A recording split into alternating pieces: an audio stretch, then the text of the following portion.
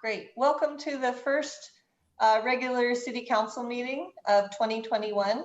Welcome, everybody, and glad to see everybody here. I hope you all had a nice break. I know I did. It's good to be back, though. Let's start with a call to order. Mayor Robinson. I'm here. Deputy Mayor Neuenhouse. Here.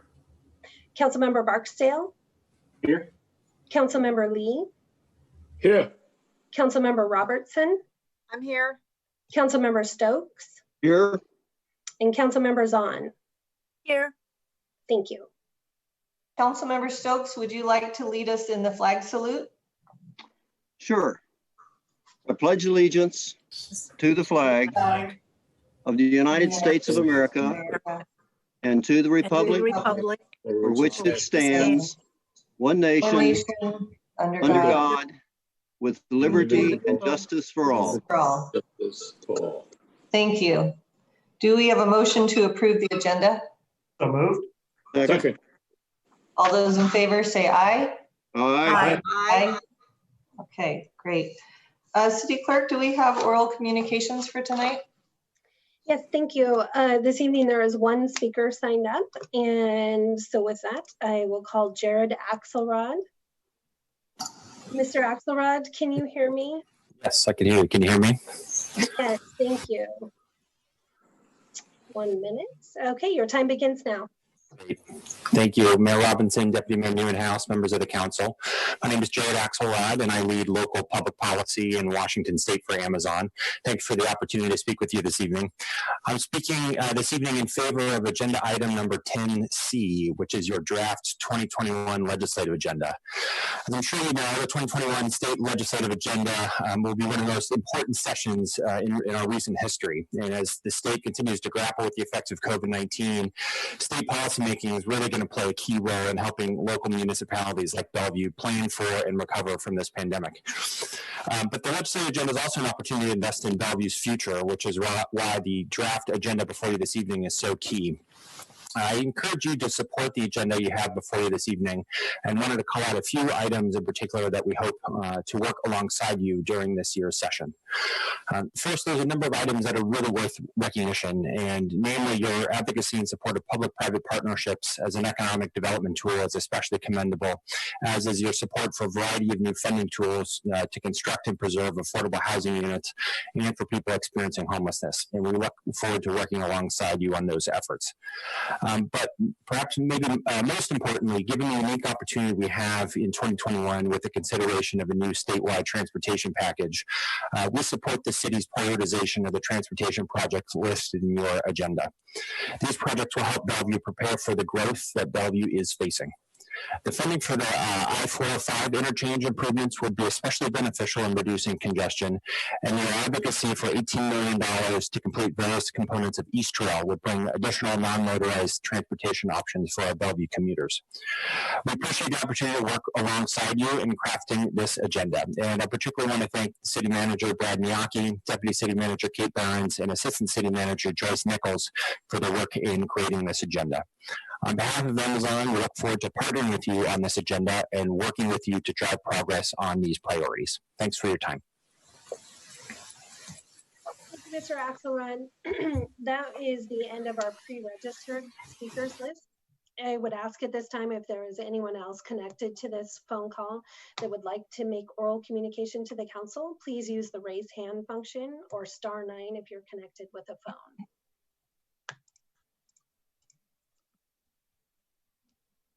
Mayor, I do not see any hands raised. Okay, great. Thank you, Charmaine. Do we have a motion to approve the consent calendar? I move to approve the consent calendar. Second. All those in favor say aye. Aye. Any opposed? All right, thank you. So we're moving on to our first study session item. Mr. Miyake, would you like to introduce? Thank you, Mayor and council members. Can you hear me? Okay. Yes. Okay, thank you. So this evening, we're pleased to brief you on the expansion of the outdoor and on-street dining that occurred earlier this year in Old Bellevue. Just by way of background, as you are all aware, earlier this year, the Cultural and Economic Development team worked with the city's Transportation and Development Services Department as well as with the Bellevue Downtown Association to deploy additional outdoor dining space over the busy summer and fall months. These new spaces actually offered an additional safe and inviting environment for restaurant patrons during the Safe Start COVID-19 restriction. So joining us this evening are Jesse Canedo, our Chief Economic Development Officer, Chris Goddard, the Private Partnership Manager, and Anthony Gill, our Economic Development Specialist, to provide an informational update and briefing to the Council. With that, I'll go ahead and turn over to Jesse to begin the presentation. Jesse? Thank you, City Manager Miyake. This is Mac Cummins. Jesse is having a few technical difficulties. I'll go ahead and give you some intro here tonight. And our project manager, Chris Goddard, who's our Public-Private Partnerships Manager that helps spearhead this, will walk you through it all tonight. The main points we wanted to try to cover the Council this evening by way of introduction relate to the opportunity to work with our business community for a pretty unique thing that occurred last summer. And a number of communities worked on different kinds of things through this COVID pandemic, relating to how we can think outside the box and how we can work with our business community to open up opportunities that we may not have thought of before, or honestly, maybe they had not thought of before. So we learned a lot of lessons. The business community was excited about the opportunity to partner with the city and a chance to stay open at a time maybe they didn't think they could be open in any way. So what we're going to do this evening is walk you through what happened, the lessons that we learned out there, what we heard from our stakeholders, and the residents that used these businesses on the old Main Street when we opened up outdoor dining in the street itself. And then talk about where we're going from here, because there's some opportunities going forward that we might be able to take advantage of, particularly in the warmer summer months. So with that, I'm going to go ahead and hand it off to Mr. Goddard, who will walk you all through what happened last summer.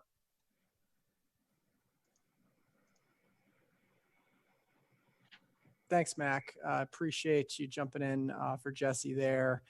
And, before we do get started, I'll just kind of highlight this quote here, that many cities close streets to accommodate summer dining. It offers a fun, positive, and neighborly social experience. I think it's all positive. The more people hear about it, the more it will come.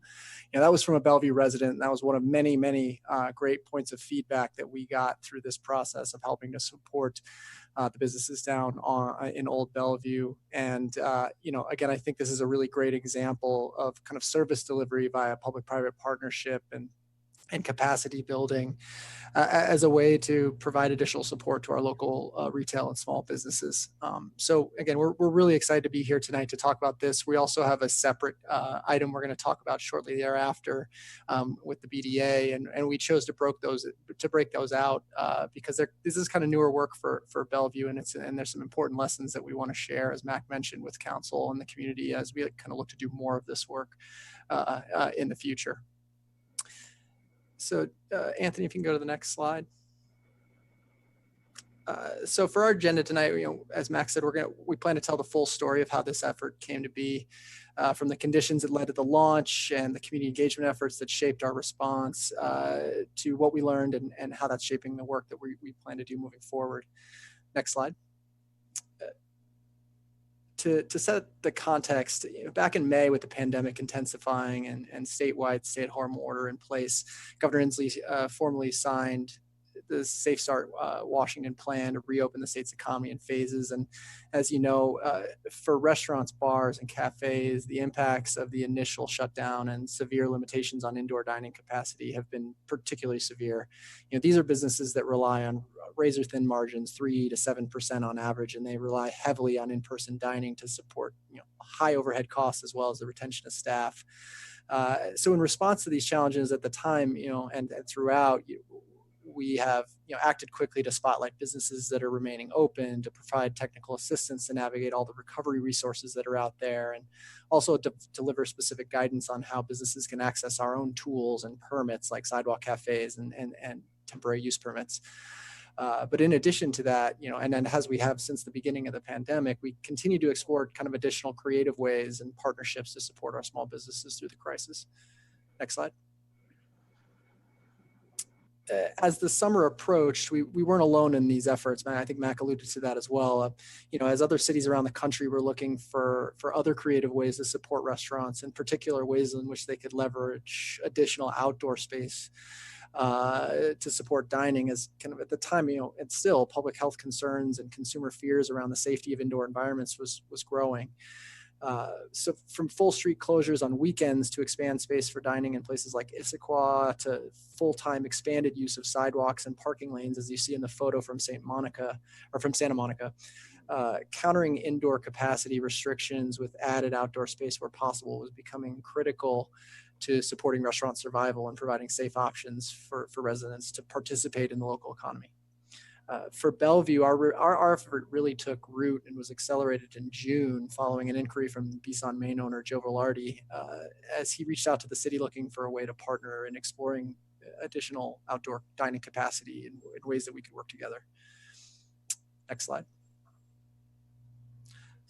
Following the inquiry from Mr. Velarde, the city's economic development team worked quickly to engage with stakeholders throughout Old Bellevue to assess needs and gauge interest in exploring a temporary expansion of outdoor dining, outdoor seating. With the assistance of the Old Bellevue Merchants Association and the Bellevue Downtown Association, city staff coordinated 3 different virtual community meetings and dozens of individual outreach calls through June and July to listen to ideas, to hear concerns, and share conceptual plans for feedback.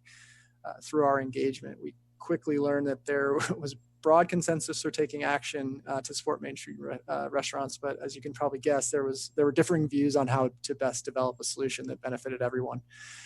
We heard from restaurants who were really eager to move quickly and wanted to see clear guidance and fast approvals, of course. Retailers, though, were expressed over concerns over visibility and access should the city pursue any full street closure. And residents expressed some concerns over driveway, emergency, and delivery access. But I will say that everyone recognized the importance of a vibrant Main Street and the need to support the restaurants. And so in the end, it was through these sessions, they proved critical in the technical development, stakeholder approval, and overall success of the effort. Next slide. And so regarding the solution itself, thanks to the incredibly nimble work of the right-of-way team and transportation, in addition to staff from PD, fire, legal, risk, and others, really a one city effort, the city was able to develop an impactful and implementable solution for expanding outdoor dining space for restaurants, one that was built on consensus and tailored to the needs and concerns expressed by Main Street's restaurants, retailers, and residents. With the key objectives of balance and uniform standards, public safety, ADA accessibility, and obviously COVID public health compliance, the right-of-way team ultimately created a new permit pathway and associated conditions that allowed restaurants, bars, and cafes to expand operations into the on-street parking lane in multiple areas throughout Old Bellevue. And all of this was done in just a matter of weeks. So now with that, I'll hand it over to Anthony Gill from our team to talk about implementation and some of the key findings. Good evening, council members. So the Main Street on-street dining program ran for about 8 weeks from late July through October 4th. We had 5 restaurants participate in the program, plus others which deployed new cafes using sidewalk space. We really do see that as one of the big outcomes, that additional restaurants saw the on-street spaces and wanted to know that they could take part as well. We had significant support as well from internal and external partners. So the BDA, of course, was instrumental in this process. They have significant experience running events downtown, and they were able to work with the restaurants to procure tables, chairs, traffic barriers, and other furniture. They also assisted restaurants with their permit applications and with marketing support. In total, about 5 of their staff members spent about 160 hours on the project, and they received sponsorship funding from Microsoft to make it possible.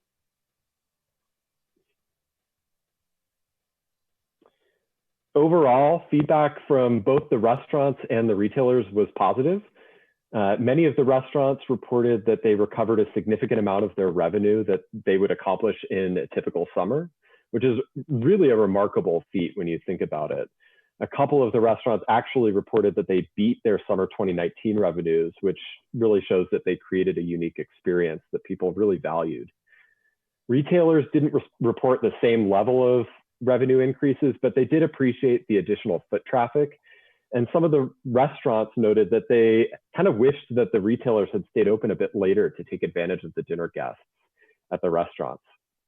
Across the board from the businesses and the retailers, we didn't hear any significant parking concerns.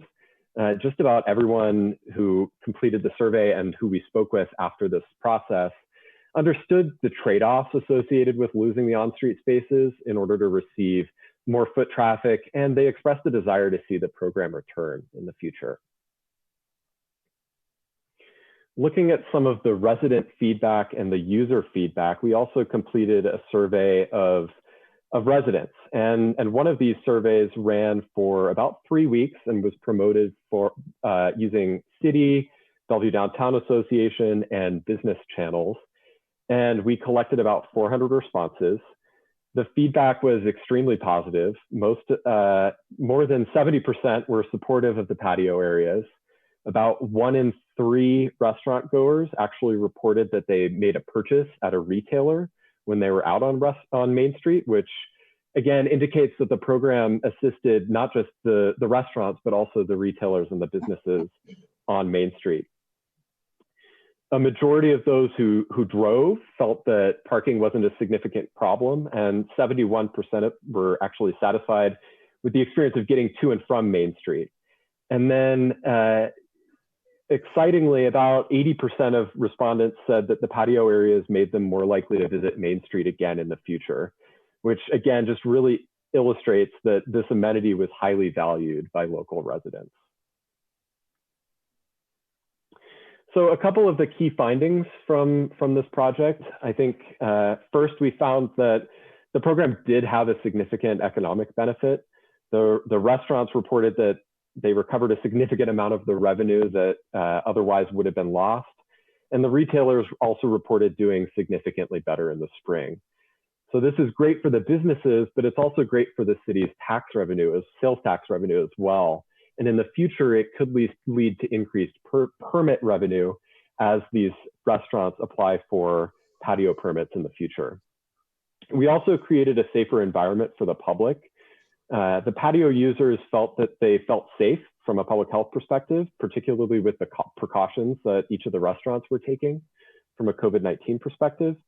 And the public, the restaurants, and other stakeholders on the street also reported that they want to see this program return and potentially expand in the future. We also saw the benefit of external partnerships. The Bellevue Downtown Association will be speaking a little bit more to this in a little bit, but many of the restaurants don't have the permitting expertise, the time, or the energy to tackle the application process. I think that's one reason that we don't necessarily see more patio dining in Bellevue in ordinary times. It's just it takes work for the restaurant owners to go through that process. So that's one of the reasons why it was extremely beneficial to have an external partner in the BDA to provide that one-on-one assistance and that marketing support. It's also worth noting that we did discover some inefficiencies in our permit process. Staff from the right-of-way team was really fantastic and adaptable, and they made adjustments throughout the process, but there are still some more improvements that I think would be good to make. Others from across the city will be working over the coming months to explore possible adjustments and improvements to make it easier and less time-consuming, and next time the businesses seek these permits out. And with that, I'll turn it over to Chris. Great, thanks, Anthony. So to kind of wrap things up, as we mentioned in the presentation and Anthony just touched on, especially from the survey data, again, getting 400 responses was great. And, we feel really good. This was a really successful activation for Main Street's restaurants. And we heard loud and clear that stakeholders, both residents, restaurants, et cetera, would love to see this kind of activation again in Old Bellevue. And so while we certainly hope to start planning again for future warm weather expansions of outdoor dining, I think it's important to acknowledge that our focus right now is on working to support our restaurants with tools and guidance that can help them expand their capacity to serve clients through the latest round of restrictions and through the wintertime. So in addition to continuing to share information on the latest COVID restrictions and resources, we recently produced and promoted a new resource with detailed guidance on things like allowable canopies, heaters, and any associated permits one might need to support outdoor operations through the winter. As for additional next steps, our primary focus is on supporting the expansion of outdoor dining across the entire city. While we focus this initial effort in Old Bellevue due to its unique concentration of street fronting restaurants, we're really hoping to increase engagement with businesses and property owners in other neighborhoods to promote and expand utilization of available tools like our temporary use permits and sidewalk cafe permits. But to do this, as we discussed a little bit tonight, we can't do this alone. These types of activations don't just happen because we enable them through permits. They really do take a dedicated on-the-ground support from a partner organization to engage with businesses, to inform them of the tools and support that's available, and to assist them with implementation often and coordination and marketing of all of these important sort of resources. In downtown, we're really fortunate to have a strong partner in the BDA to support activations of this kind, but in other neighborhoods, we need to begin to organize and build the capacity of partners in places like Crossroads and Bellred and Factoria to support some of our economic development and placemaking goals. Fortunately, this kind of capacity building work is a primary goal and an overarching strategy in the economic development plan recently adopted by council.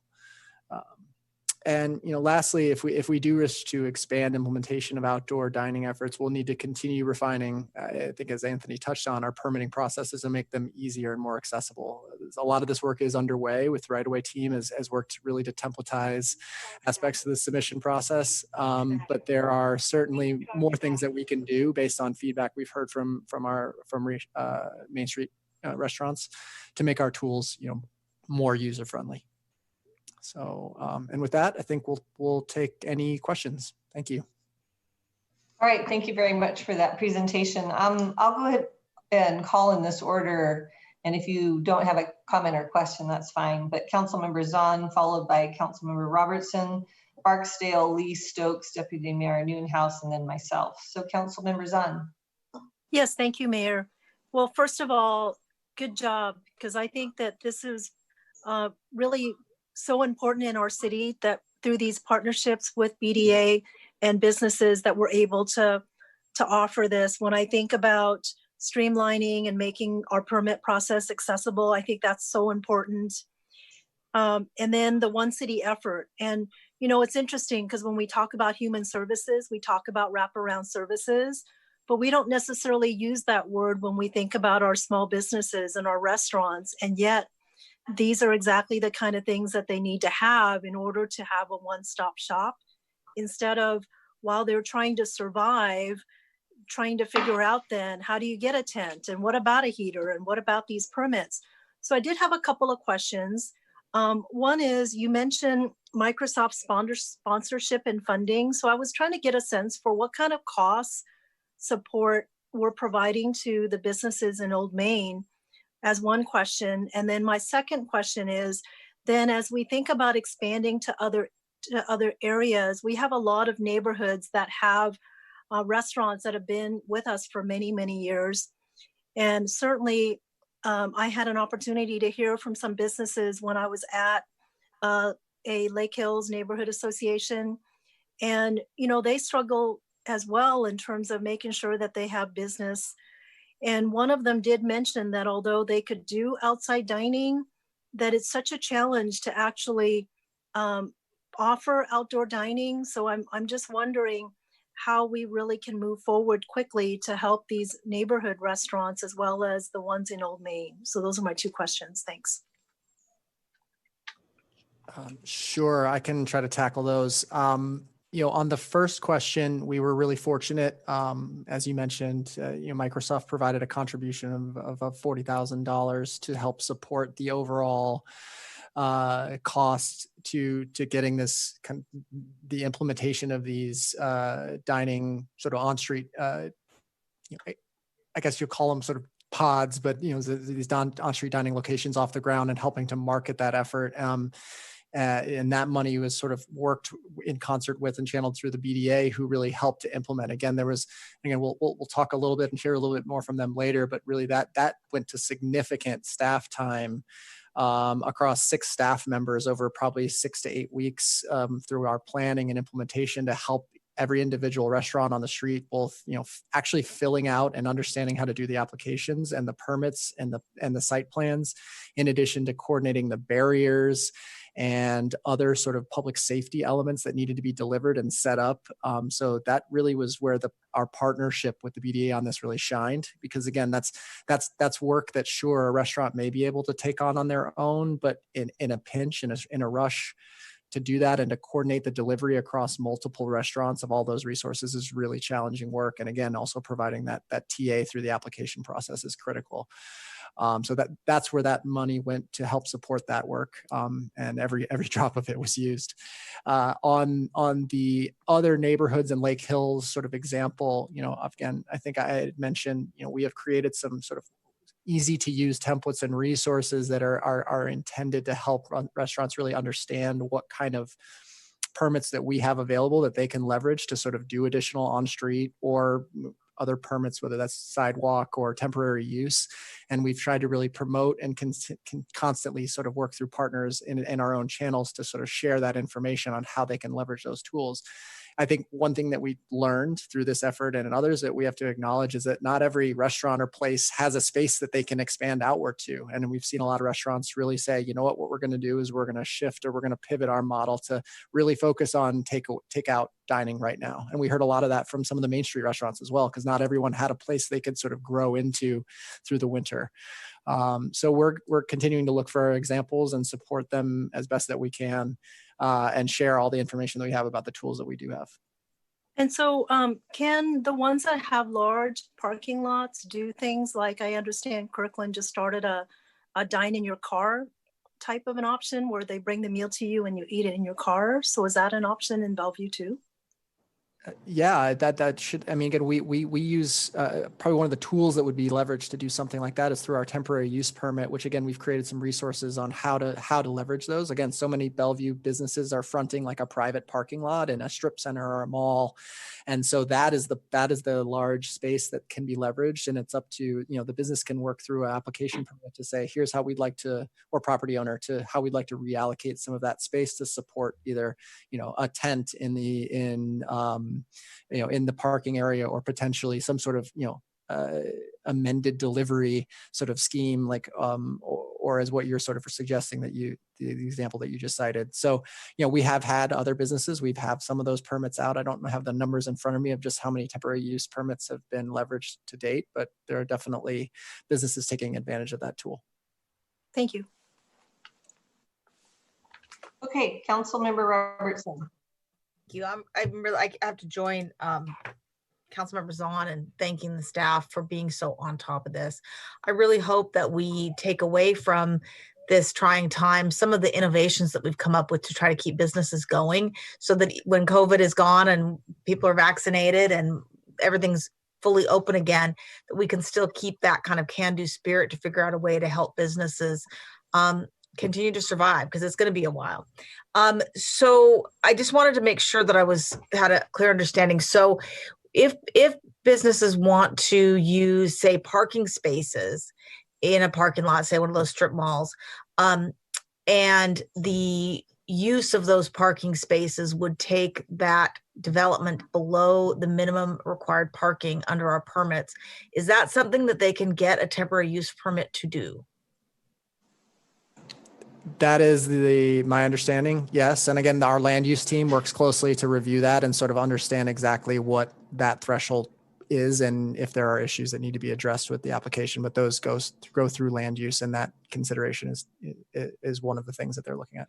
Great, because if that's something that we would allow, we definitely need to get the word out. And I know it's expensive for folks to buy the heaters and if it's a tent and stuff, but for the businesses that are trying very hard for the sake of their employees and the people and their patrons to stay in business, I think that would be a great temporary use, sidewalks as well as some parking lots. I also wanted to make sure that I thanked our partners, not the BDA and the Chamber, of course, for giving advice and helping us communicate with businesses. But we have some of our big employers who have done a really great job of trying to make sure that they provide business, whether it's from public services getting takeout from different area restaurants, or Amazon making sure that they keep businesses around them in business. There are a lot of both individuals and businesses that are making sure that they give business to these small restaurants. And I really want to make sure that I call that out and thank them. I know that we try to do that personally, and we always make sure we tip real well. And I know that there's tons of people like me doing that to try to keep these businesses going during this difficult time. Finally, I hope that we are in communications with the governor's office about this. I know the legislature is going to get into it when they start session soon. But everything I've read, there's not a lot of COVID spread going on at our businesses. It's in people's homes where people are seeing different folks for hours on end with no masks. That's where the spread is. It's not happening at restaurants. And so, or other retail. So it would be really great if we could make sure that we continue to work with the Chamber, with the BDA, and with the governor's office to advocate for safe reopening. Thanks. Okay, thank you. Councilmember Barksdale.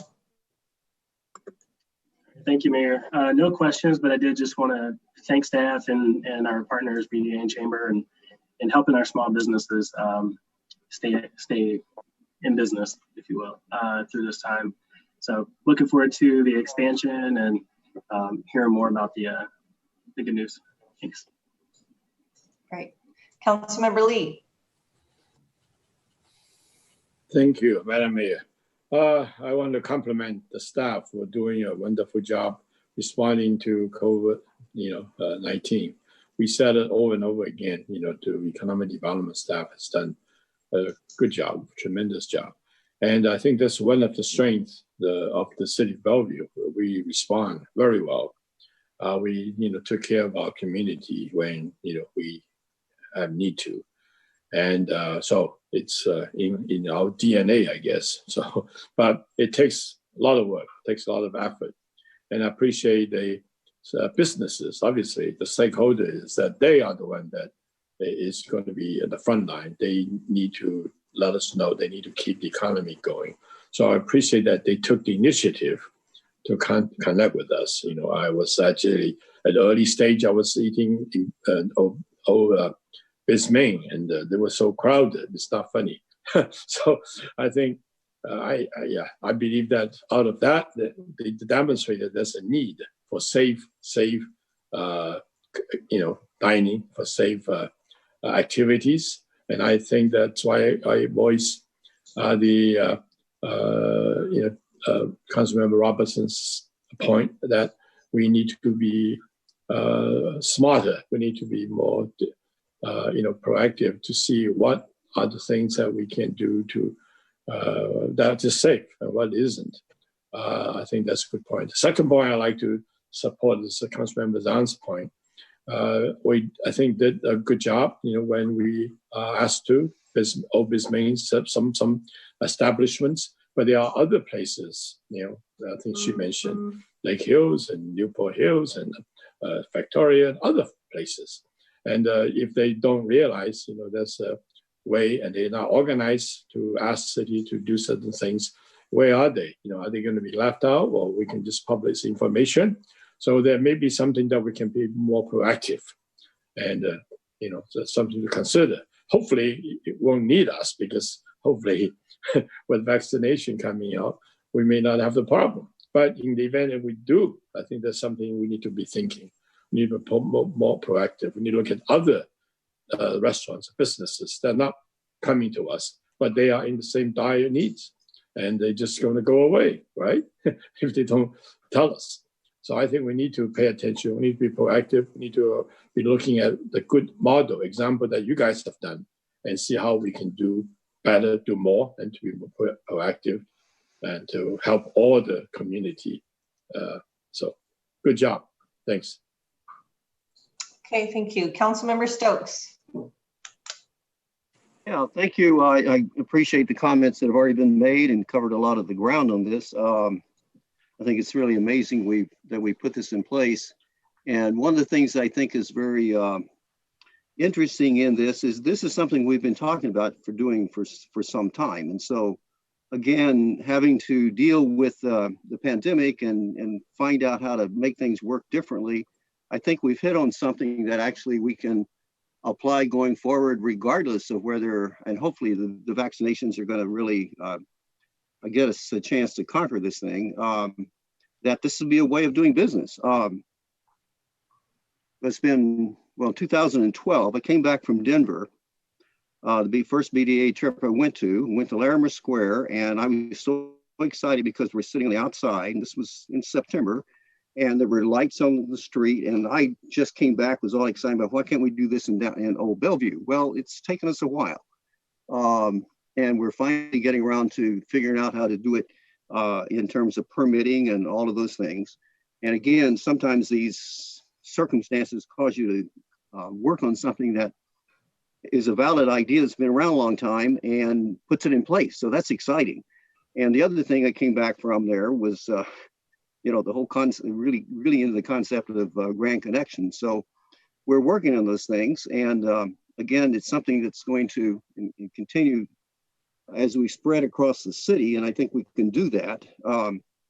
That it's really going to enhance again, the vitality and the a real, I think, Bellevue being a place to go. I've been, watching on Facebook a lot of other cities talking about things they've been doing. Kirkland and others have been doing some things along these lines, and I think it's just something that kind of organically has happened that is going to be very positive in the long run. So I'm very pleased with the way the staff is working with this and finding out how we can make it work very well. Same thing in Santa Monica and other places we've gone. I think we're kind of getting into the league of those cities who take these innovative things, regardless of the circumstance that brought them up, and actually put them in place. And I think that just enhances Bellevue so much. It's fantastic. And thanks to BDA and the companies for working with that.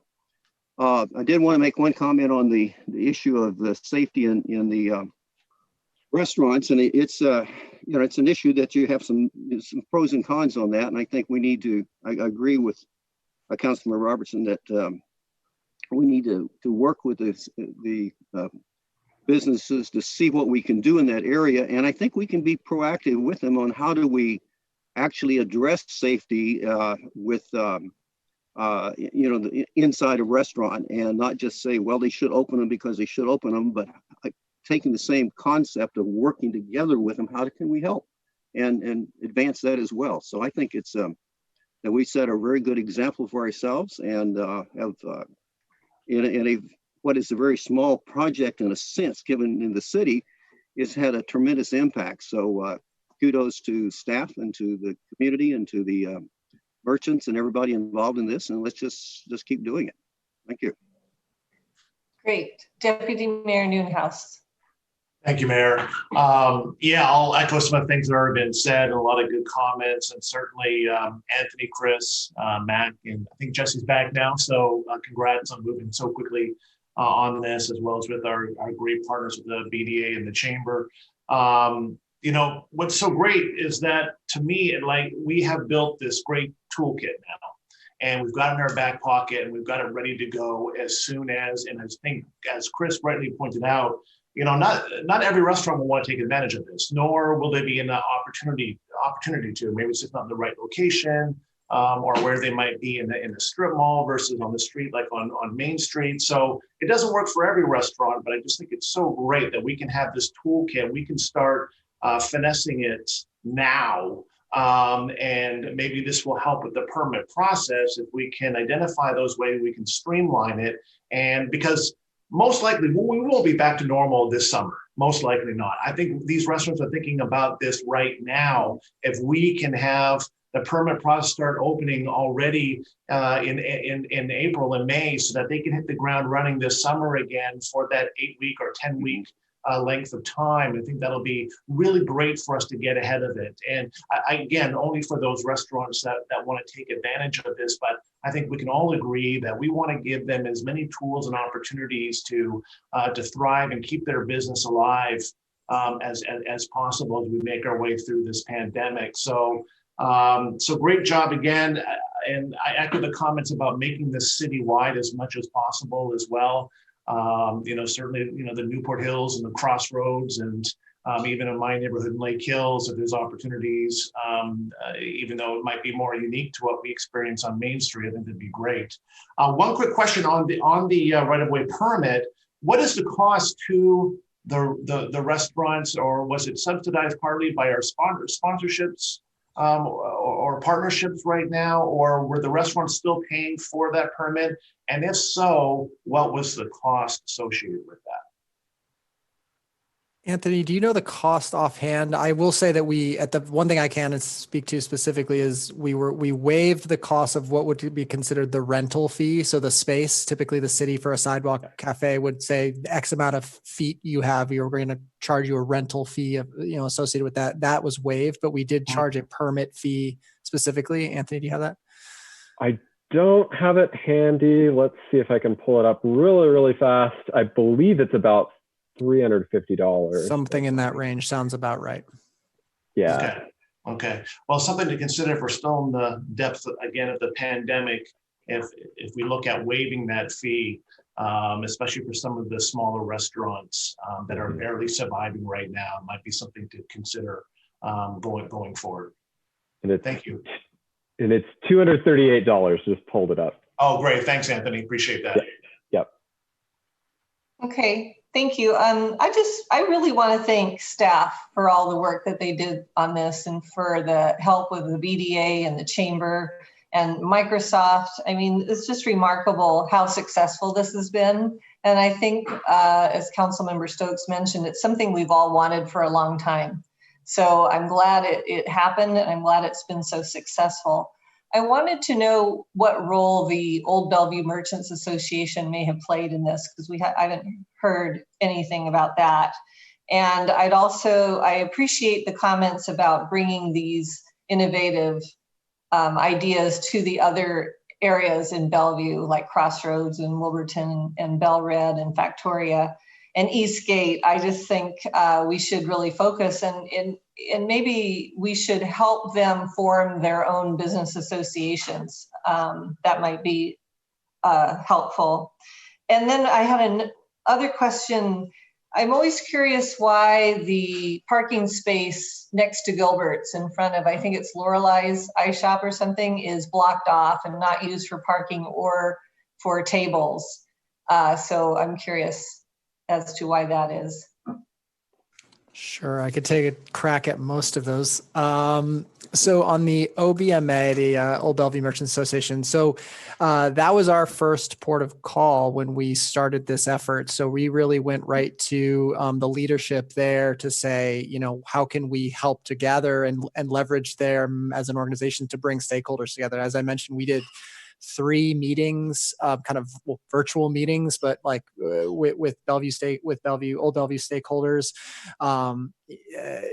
The Brazens, Joe Brazen, hosted one of those meetings, had people socially distant in his space on Zoom, and we had other people all over Old Bellevue calling in on Zoom to sort of have discussions about how we could sort of bring something like this to Old Bellevue and navigate some of those challenges. So they were really instrumental in helping to sort of organize some of the stakeholders initially to come in, and really the BDA came in to help implement and really be a partner with capacity that could get on the ground and obviously with their expertise in putting on events and placemaking and all of those other things, they really brought that. But OBMA was definitely kind of our first call and really provided a lot of support in gathering the stakeholders that we needed to reach. On your note about focusing in other areas, again, I think, as we mentioned, that's really a key goal out of the new ED plan is starting to think about how we build capacities in other neighborhoods. Where we don't have partners, I think we want to think about leveraging and working with groups like the Chamber to think about how they could play a role in supporting some of that sort of organizing in neighborhoods. And where we don't have that, I think it's going to probably require some real kind of rolling up the sleeves and getting out there on our own and starting to sort of bring people together and starting to try to seed some of that organizing that's so critical to sort of starting that capacity building at the district or business district or neighborhood by neighborhood level. And then the last comment about the space outside Gilbert's, again, I can't speak for transportation's current sort of plans for that. But I do know that that was brought up during the sort of concept development for Old Main, and one of the challenges was not to use that for additional tables during the on-street seating because it created a safety risk for potentially traffic coming from the south that could potentially maybe not see or miss that turn, and having tables there. So that was one reason, at least. I can't speak about the parking now, but for why that was not leveraged for additional seating, that was the reason. Well, I hope that we can activate it for parking, on-street parking then. If we can make a point of asking transportation about that, because that parking is very valuable. So thank you for answering my questions. Great news, really appreciate this presentation tonight. And now you're up for the next one. Mr. Miyake, would you like to address this one? Sure, Mayor. This is the second item out of 3 for your study session. This topic is a co-presentation from the BDA and the city staff on the Heart of Bellevue recovery campaign. Again, by way of background, the Cultural and Economic Development staff recently worked with the Bellevue Downtown Association on a marketing and activation campaign to highlight small businesses and support recovery in downtown. You know, this particular program is just a great example of partnering with others to really both promote the city as well as to achieve the goals of the city's new economic development plan. Joining us this evening again is Chris Goddard, our public-private partnership manager, and accompanying him is our staff from the Bellevue Downtown Association, in particular Patrick Bannon, president, and April Batten, the director of marketing for the BDA. And with that, I will turn it over to Jesse. Is that, or Chris? Yeah, I'll jump in quickly, kick us off here. Thank you, City Manager Miyake, and a good evening again, Mayor Robertson, Deputy Mayor Newhouse, and council members. City Manager sort of said exactly what I was hoping to say here. So this is really a co-presentation with our partners at the BDA tonight, and really an opportunity to highlight the incredible work that they've done supporting downtown's economy and its small businesses through the pandemic. For some brief history, you know, following our activation pilot of the Grand Connection last year in 2019, we really kind of kicked off 2020 with the goal of building off of that initial partnership and that success with an eye towards growing our placemaking efforts. And then COVID struck.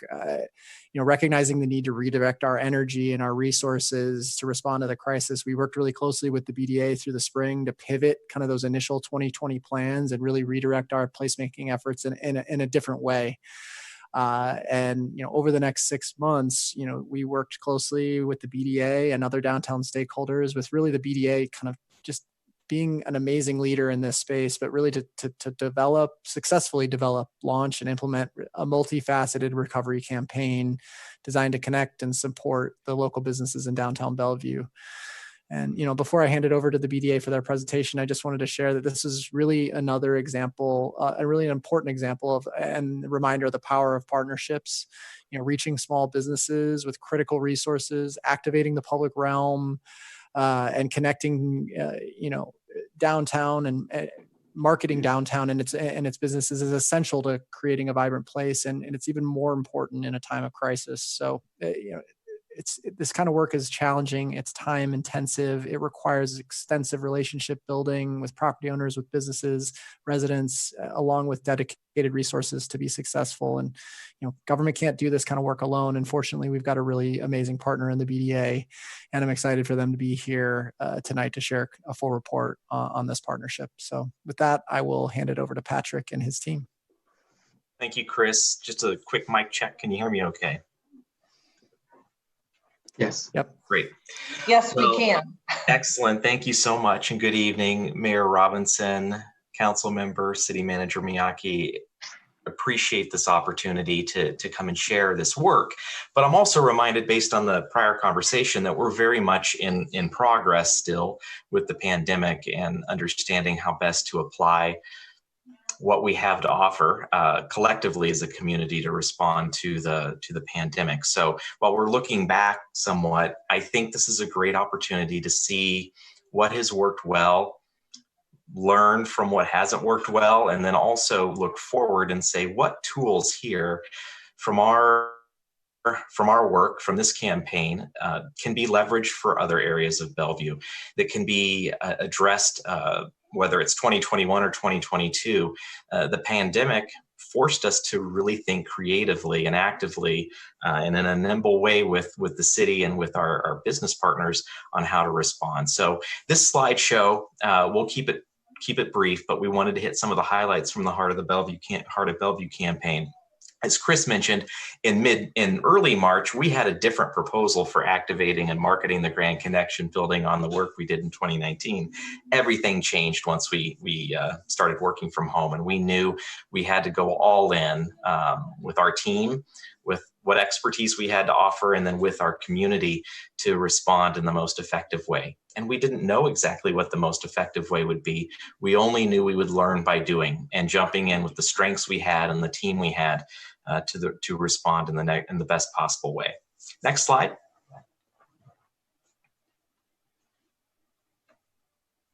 And it may take a little bit for the next slide to load. I'll mention Mike Ogliori is joining us. He's our Vice President of Events and Operations for the BDA, and was heavily involved with the Main Street Alfresco experience. So Mike, if you're there, is the slide not advancing for you?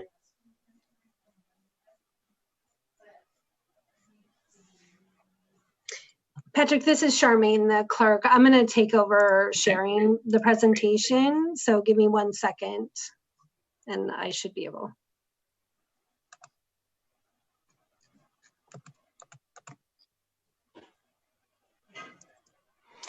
So the points we're going to hit are included as part of the Heart of Bellevue recap report that was posted with the agenda. So if you missed something or if you have questions about it, the report should cover it, but it's also there as a touchstone and a resource for moving forward.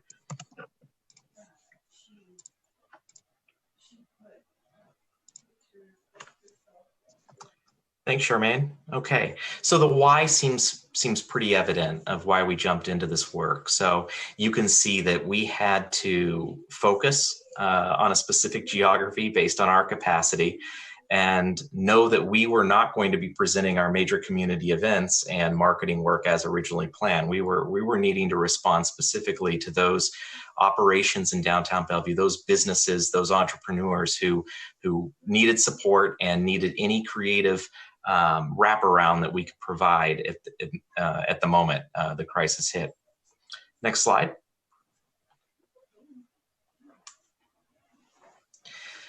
So the Heart of Bellevue came to us pretty quickly as a theme and something we would carry through all of the work. It would encapsulate the online content platform that we created, the storytelling and the narrative. And I think it spoke to not just the buildings of the place, but the people of the place, which is what our city is all about. It's about the people, and our downtown certainly represents a fast-growing component of our city. So the Heart of Bellevue represents the spirit. It represents the work that had already been started before the pandemic and builds on a strong foundation. And then we were going to try to do whatever we could to connect visitors, customers, residents to the small businesses through the Heart of Bellevue campaign and the storytelling platform. Next slide. So you see 7 elements to the plan listed here. These would be common elements that you would see in many cities and in downtowns as they undertook recovery work for their communities. But we're going to touch on each unique flavor here in Bellevue based on what we've done in the past and what's new. And there's an 8th here that is not listed, and I'll touch on that after city collaboration, but that speaks to the partnerships with the city, the partnership with the major employers, the small businesses, the residents, as we work to refine and hone the work and the storytelling as we move forward. So I'm going to hand it over to April, and she's going to walk us through these key, at least the first part of the key elements. April. Can you hear me okay? Got it. Next slide. Our first step in organizing this campaign was to connect with small business owners in the downtown core, and that was through direct outreach. We conducted a meet and greet tour and made contact with over 117 small business owners. The one-on-one conversations prove helpful to understand current needs and challenges from the owner's perspective, which also helped us shape our content calendar. It was also really important for us to establish two-way communication with these business owners and make sure that they knew that we were a resource for them, as well as build a small small business database so that we could continue conversations with them. Next slide. Our creative assets, we presented a variety of marketing tactics to reach an audience whose daily routines had really been disrupted due to the pandemic. Our outdoor campaign attracted downtown residents and guests to reinforce that downtown was still open. With consumers and workforce spending more time at home and online, we refreshed our website with Heart of Bellevue stories, added a weekly email newsletter, and pushed out almost 200 social media posts. Next slide. Here's some examples of what we produced and what hopefully you saw around downtown. We encourage safe visits to downtown through outdoor displays and signage with bright and cheery color palette. There you can see our pole banners, which line the Grand Connection corridor from the Transit Center over to BAM. There was 14 of those. The poster display was, we distributed over 150 posters downtown. That one is at Greg's Bellevue cycle. And our partner, Vulcan, which was a partner of Heart of Bellevue, graciously displayed signage around the 555 tower construction site. Next slide. Here's some more poster displays. This was at Safeway and Cantina. And then we also partnered with 425 Magazine, which provided in-kind ad placement and also some editorial coverage of our campaign. Next slide, on to storytelling. The soul of this campaign really is the stories shared by our small business partners, which highlights their creativity and resiliency. We focused on places to dine and shop in downtown Bellevue. Heart of Bellevue was our version of a stay local, shop local campaign. Stories were collected through BDA outreach, an online intake form, and through referrals. And as you can see, we had over 120 blogs, 196 social features, and the weekly newsletter that went out every Tuesday. Next slide. This is an example of kind of our process through taking a small business from the very beginning of everything. So we conduct an in-person interview, usually at their location, that results in the blog. We also have we have some really good photographers on staff, which has been very, very helpful. So we actually go take photos of their place. We create a blog. It's written by us, but it really is their words and their story. We then share it through social content, through our social media. And then we also put it in the newsletter. This gives the piece various audience and eyes on it. So we feel it's very helpful for the small business. We've also been pleasantly surprised. A lot of them love seeing, of course, their business on social media and are willing to share that out. Next slide. These are the most interesting stories out there are the ones that are told by these people. And these are your business owners. These are our neighbors. Their stories are inspiring, authentic, and passionate. And we're just honored to be part of this process. But this was all taken by our staff. And these are just, I don't know, it's just a powerful piece to see all these people working hard, doing what they can. Next slide. Thanks, April. Moving into placemaking. Yep. So it was great to hear Councilmember Stokes talk about the Denver trip, and every trip that we've taken to other cities usually lands around placemaking. And so we know here in downtown Bellevue that we have retail owners and public spaces that are fairly active most of the year outside of the pandemic. And we also know we have a great opportunity through the Grand Connection and its evolution, as well as new public places, sidewalks, etc., to really work with those local property owners and the city to implement those smaller scale enhancements and the place branding elements that will activate the space, influence decisions, and really create a sense of place so that people will love being there and hopefully continue to love being there over the long term. And so we felt it was appropriate, even though the foot traffic wasn't quite there as it was last summer, obviously, but to bring back color and introduce some points of interest along the Grand Connection. So we reintroduced the yellow lanterns for the summertime.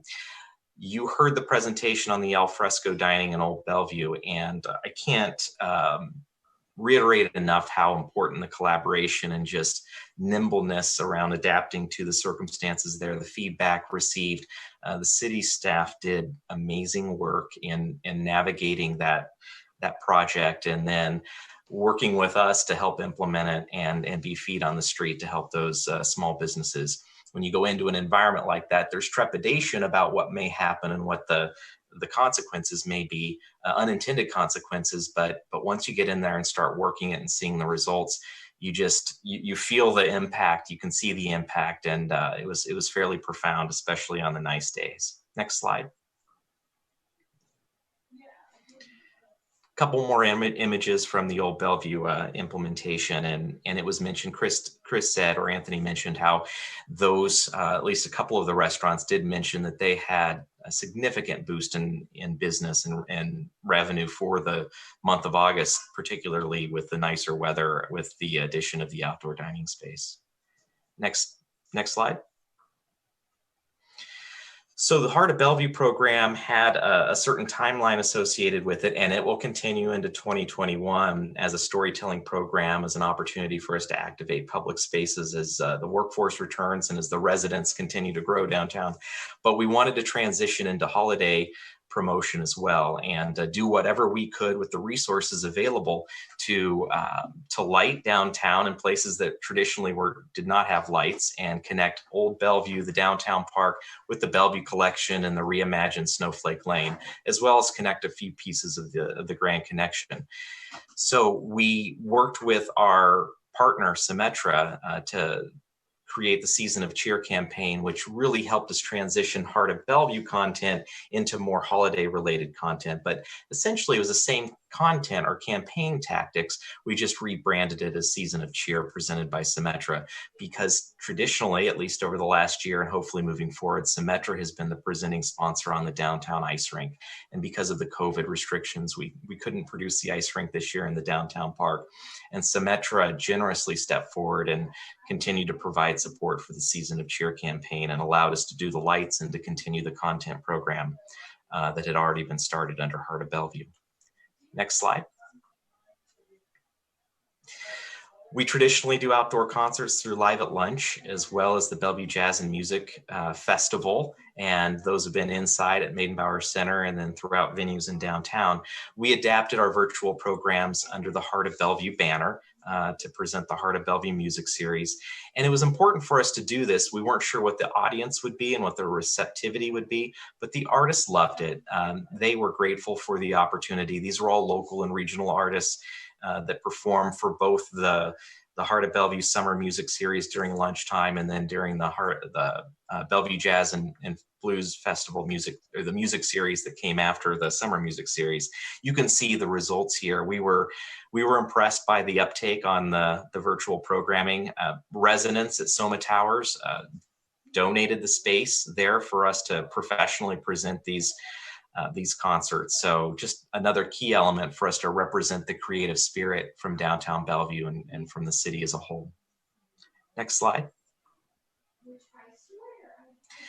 This has a representation again of the Summer Music Series, the virtual programming, but it also has a mention of the art of Bellevue, play on the word heart, but traditionally, along with Bellevue Arts Museum, and we've presented the 6th Street Fair during Arts Fair weekend at the end of July. We felt it was important and a good step for us to connect with some of those artists who traditionally present as part of the Arts Fair, and create original content with their contributions on our website as part of the Heart of Bellevue, or in this case, the art of Bellevue. And in the report itself, we mentioned how many artists we worked with and what the response was like. Next slide. So then strategically, we needed to knit the Heart of Bellevue content and opportunities along with COVID safety reminders and business resources that were available through the city, through the regional outlets, as well as the state. So we looked at every programming opportunity that the BDA had, and whether it was member focused or community focused, and tried to tailor it around COVID resources, Heart of Bellevue content, information and news that residents and visitors could use in order to understand who's open, what's going on, and how is the community prepared for them to visit. Next slide. This is a fun photo of the mayor and deputy mayor sitting in our COVID safe conference room studio for the State of the City presentation.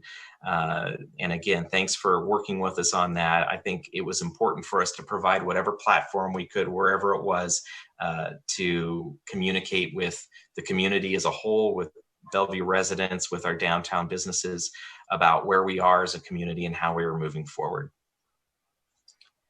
And then finally, we'll hit on testimonials, but I did want to mention the key partnerships.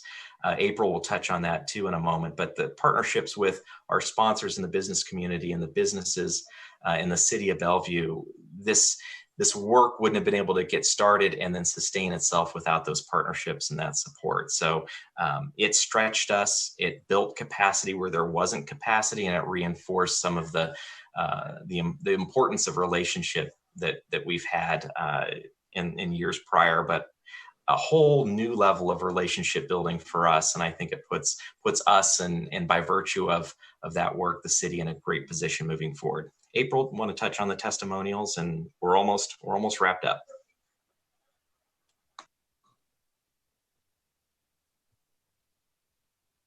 Sorry about that.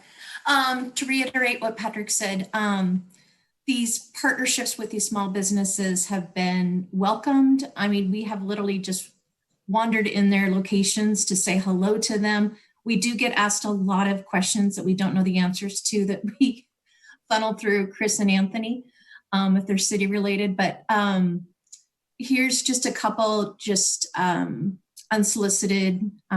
These are from a couple restaurants from Foco de Chao and Andiamo.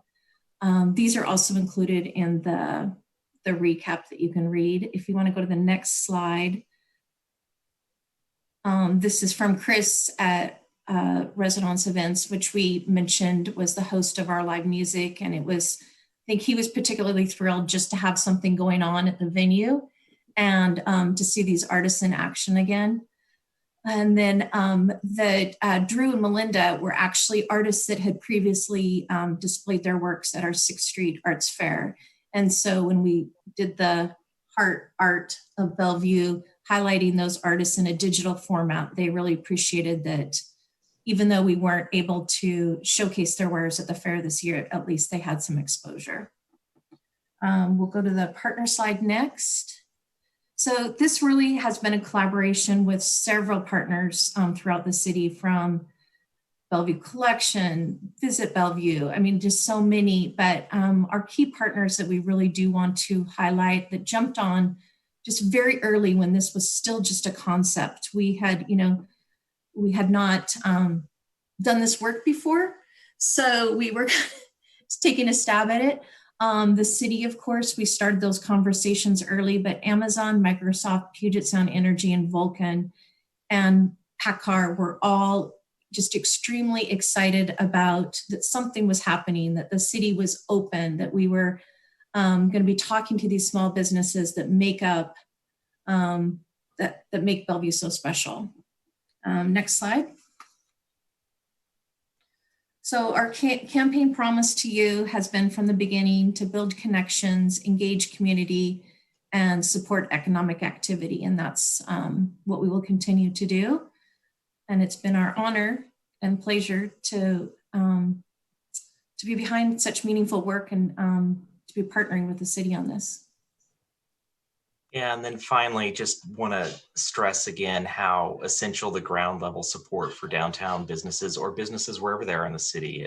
It's really important and was essential to this program and will continue to be so moving forward. Placemaking activations, as we continue to imagine them in the public realm, is critical. It's also challenging and time-intensive work. So the more hands, the more ideas that we're able to sift through and then refine, the better. And I think we see that play out in other communities too when we talk with them about their placemaking efforts. And then we are going to continue to rely on partnerships and collaboration in order to build the resources we need to invest in what we can do to help support the placemaking goals of the city as a whole, and especially critical for the Grand Connection as it takes shape. For 2021, we're discussing the feasibility of what we can do, as well as a scope for virtual programming and eventually our in-person events. And we'll continue to engage stakeholders, document the feedback. We've been able to document a lot of the outputs, and we'll have to, as we continue to move forward, continue to have conversations with those businesses about specific outcomes and specific results on what they've seen through this work. So on behalf of the BDA board, our team, everyone involved with this program, thanks again to the city for your support, to this council for your resilience and keeping us moving forward, and to the team, the city staff team, for your outstanding collaboration. And I'll leave it there. Great presentation. Thank you so much. All right, I'm going to call on people in this order. Councilmember Lee, followed by Barksdale, Deputy Mayor Noonhouse, Councilmember Stokes, Robertson, Zahn, and myself. Councilmember Lee. Thank you. Thank you. Wow, this again is a great example of a partnership.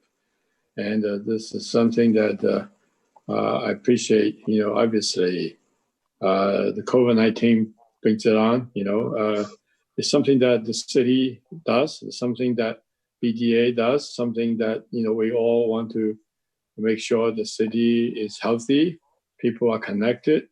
You know, we have to provide the basic services.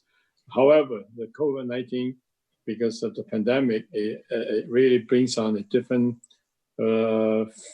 perspective, different way of looking at how we can do this. And the thing, it's in a way, it's a pandemic, it's a bad thing. But in a way, there's some blessing in disguise that we learn how some of the things can be done. And I think the key is to learn these lessons and not just saying that, well, this just happens when we have a tough time. But I think there's a lot of things we learn that are good. That's going to be part of the community, the fabrics of what makes people want to be together, want people to be connected, want people to feel that, you know, they can make a lemonade out of lemon. So I think to learn this lesson, I think it's great, but I think we need to turn this lesson into things that we can proactively continue into the future. I mean, when you describe what you have done, you know, Patrick, with of course, you know, the partners you're talking about, it's a wonderful thing, you know, things that we would appreciate no matter when and what and how, right? It's the experience of doing it that makes it even more special, you know, to see a show. Sure, you can have the best performer in the world to come to do a show, but how you make it happen, in the experience of making it happen, I think that, especially if it has a local flavor, that, you know, we can actually share with other folks. I think this is very special. So I appreciate this, and I want to thank everybody who's involved. And you know, let's not stop here. Let's keep it going, and we'll just have it done more and better than what we have experienced in the past. Because, you know, we learn the good things and we keep doing them, and we get better. So thanks again to all of you. Thank you, Councilmember Lee. Councilmember Barksdale. All right, thank you, Mayor. And thank you, Patrick and April and all the folks who were involved in this for putting this on, and also providing a platform for artists during this difficult time for them. I just had one question for you in terms of the artists. Was there a way for people to donate to the artists, or is that something that maybe to consider in the future, just to help support them? You know. Yes. We had virtual tip jars. They were able to promote their own virtual tip jar, and then we promoted that out on social during the show. And after, everything's actually linked on our website, and their virtual tip jar is actually linked as well to their performance on our website. That's awesome. Yeah. Thank you. Okay, great. Deputy Mayor.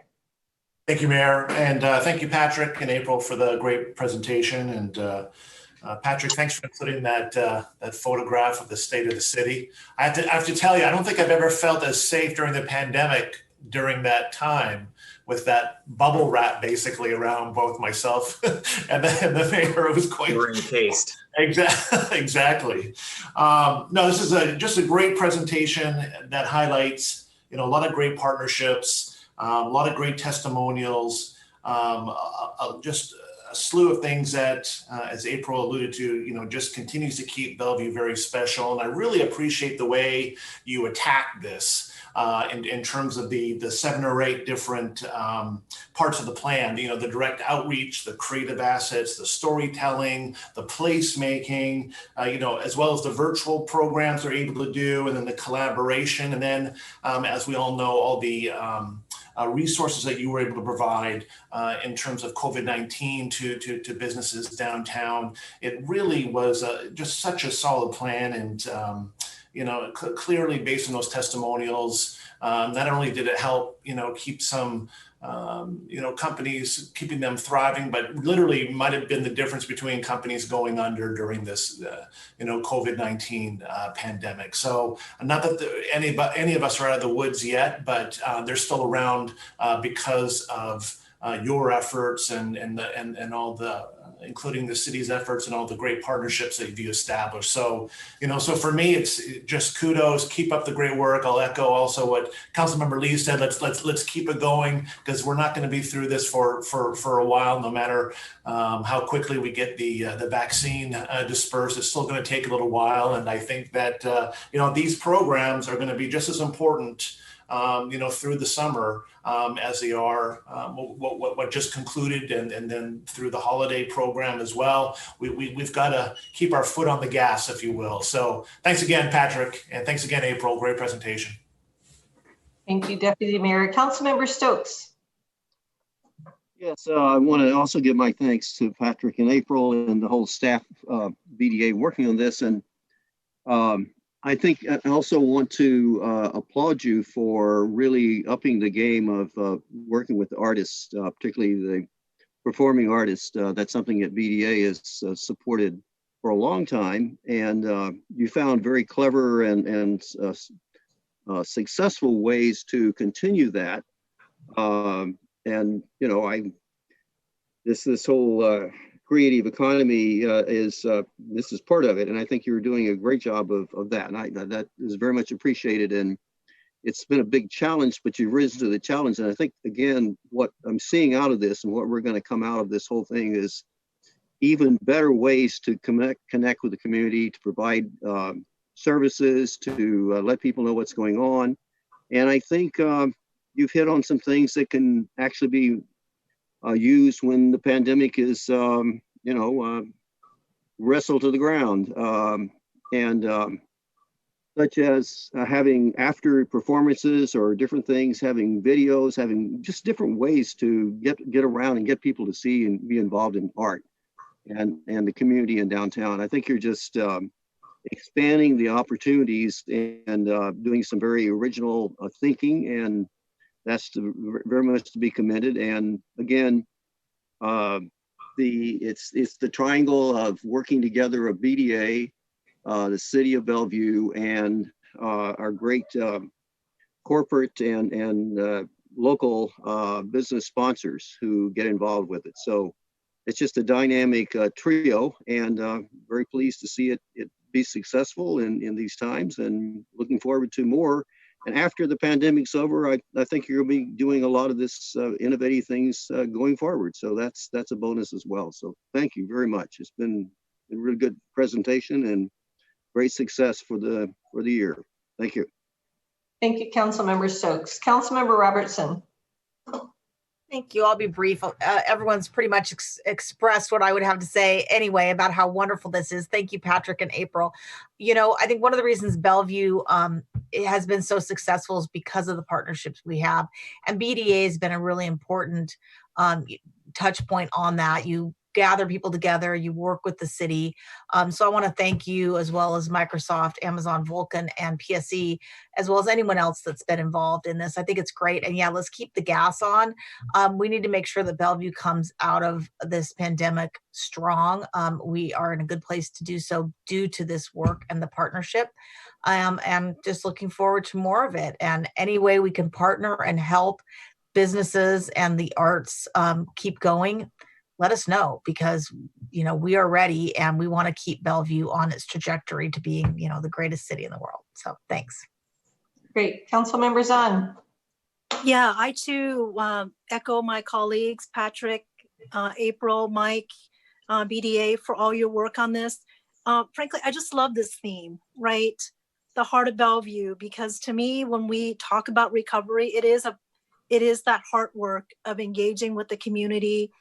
And I just love what you talked about related to the people and the storytelling, because to me, those are the things that we can continue with. So after the social media is done, those businesses that are highlighted will have their personal stories, right? And the ability to shine. And so I can imagine potentially those storyboards still in their businesses that they can refer to for years to come about their origin story. And just the power of learning by doing, I think that is what we do really well in partnership with BDA and our businesses, which is pivoting and adapting. And I think that the thing that struck me the most about what you talked about is that, you know, although restaurants are still able to go to have takeout for food, the artists and the performers have a really hard time during COVID because you're not having in-person concerts. So the ability to pivot to virtual. And I will say that as someone whose regular job is not in Bellevue, normally I had an opportunity to actually listen to music as part of the music festival and the summer music concert series that I wouldn't normally have otherwise. And so I echo my colleagues in saying that hopefully some of these things that we're doing now as part of COVID, we can keep going with, because I imagine that there's many people in Bellevue that live here but don't work here who might actually want to be able to listen to some of our artists that are local virtually as well as in person. So I think there's a number of these types of concepts and ideas that maybe we could have some still continue to be virtual as well as in person, and really look at this in a hybrid way. So super excited, and thank you so much for all your work.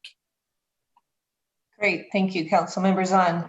Patrick, I'll just say this has been amazing what you have done, what the BDA has done, working with our corporate sponsors. I mean, the results have been phenomenal, and I just want to thank you so much. And you say that there are lessons learned. I hope one lesson is that lights in the dark of winter is a really nice thing. And I hope that that's a trend for Bellevue, because this is one of the wettest winters I can remember. And those lights are so cheery, and they represent anything you want them to. They change colors, different colors every night and during the night. And it's just, I love the Seahawks colors after the Seahawks games, and they're intriguing, and they're very, very pleasant for both people who visit and people who live here. So really, congratulations on a very successful run with that and everything that you've done. And just thank you again. Yeah, thank you, Mayor. Thank you, council members. And just again, proof positive that little things can make a difference in unexpected ways. So learning by doing is so important, and I really appreciate your continued support. Okay, great.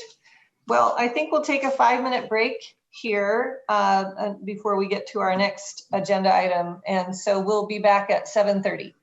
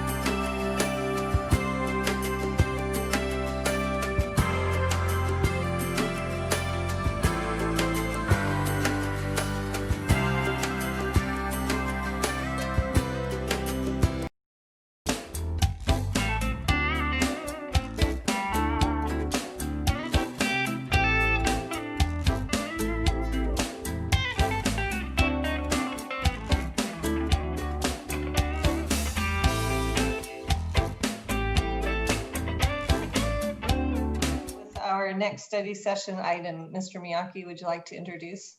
Sure. Thank you, Mayor and council members. This is the third and final study session item for this evening. And it is the draft City of Bellevue 2021 state legislative agenda. And just by way of background, each year the City Council adopts policies related to the state legislature. On tonight's staff will present the draft 2021 state legislative agenda that, once reviewed and adopted by council, will serve as the basis for communication on key issues as well as of interest and concern to the city's legislative delegation and other legislators. Joining us this evening is Joyce Nichols, Assistant City Manager, and to provide a presentation. We are looking for feedback and direction on whether the policy positions in the draft 2021 legislative agenda in front of you this evening are the correct ones. And if so, council can approve the legislative agenda this evening, or based on feedback, staff can return with the final version on next week's consent agenda. With that, I'm going to go ahead and turn it over to Joyce. Thank you very much. There you go. Thank you. I don't think I'm muted for the first time this year. Brad is correct when he says that this presenting the legislative agenda in draft form to council is sort of an annual rite of passage. We need your help in making sure that the priorities that we have in the state legislative agenda draft are the ones that you support, that you can lobby to help us achieve results, and that the city should pursue with some passion. And Brad went over the options for tonight regarding passage or with amendments, without amendments, or bring it back if the revisions that council might wish to make are substantial. This year's legislative session begins next Monday, January 11, and it's what they refer to as a long session of the legislature. It runs 105 consecutive days. They work on weekends sometimes, and they work on holidays. And it runs 105 days, as I said. And so the ending date would be April 25th. And it looks like in the era of the COVID-19 pandemic, the word we have from Olympia is that most all sessions of the legislature this year will be in a virtual format. And that virtual format has some potential advantages and it has some potential challenges for us. And so we're looking for opportunities that we can use to get our messages across to not only the legislators that represent us in the 41st and 48th legislative districts, but on a more broad scale, you need more than just that grouping of legislators to accomplish big lifts like we need out of this session. As Brad noted, these are what we consider to be the highest priorities for the city, and they cover the city's interests. Many of them are similar or substantially the same as in years past because it often takes several sessions and several times going back with a bill before you actually meet with success. And what we're really trying to think about this year is that because of the virtual format, we're not going to be able to just run into legislators in the hallways and have that 2 or 3 minute talk that really clarifies something for us or for them. We're going to have to be probably a lot more deliberate and much more focused and disciplined. And I say that for myself, that we're going to have to sharpen up our messages because we won't have a lot of time with our legislators compared to a normal session. The policies that we have before you tonight they're very broad and they're at a high level. This higher level is what in the past has provided us with more flexibility. And that flexibility is important because if you put your stake in the ground too many times and say, you know, we can't support this, we can't support that, we have to do this, we have to do that, you take away some of your opportunity to sit in the room with the work groups or the groups of legislators and staff or lobbyists. And not this year, we won't be sitting in the room, but be on the phone where they're talking about amendments and proposals to change legislative bills. And that's where you have the opportunity to be really effective. So having a broad, high-level statement of the kinds of things that are in the city's interests is a pretty effective way to go, and especially so in a truncated environment like we're going to be in this session. As a result of last fall's election, the legislative leadership in Olympia articulated some priorities that it had for the session, and those included recovering from the pandemic, social and criminal justice reform, transportation investments of the sort that could end up with a priority list of projects that could be included in another statewide transportation revenue funding package. Another priority was affordable housing, homelessness and human services, climate and the environment, and then capital budget requests, which are done every year.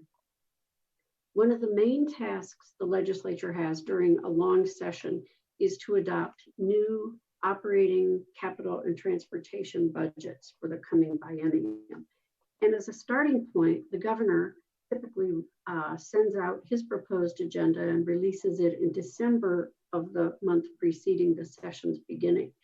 And he released his in December, and he released it at a time prior to when the Congress took action on the next COVID release package or relief package. And that was ultimately signed by President Trump. So his budget doesn't reflect the money that will be coming to the state as part of that federal package. And so some of the things that he put in his proposed budget could morph a bit or change a bit to reflect that new money that's coming to the state. In his proposed budget, for operations, he wants to use $1.6 billion from the state's revenues, or excuse me, reserves, and put that together with a proposed capital gains tax and a new tax on health insurance premiums. And he wants to take the $1.6 billion in state reserves plus this new money to put that into new programs for the state. In the capital budget, he proposes to use future bonding capacity to create a larger than normal pot of money this year that can be bonded against for capital projects that can stimulate the economy. And his proposal would increase the current bonding capacity, which is about $3.3 billion. And he would add to that to make it total $4.7 billion. Now, this is a good thing for the current capital budget because it would help get some projects out the door that could stimulate the economy.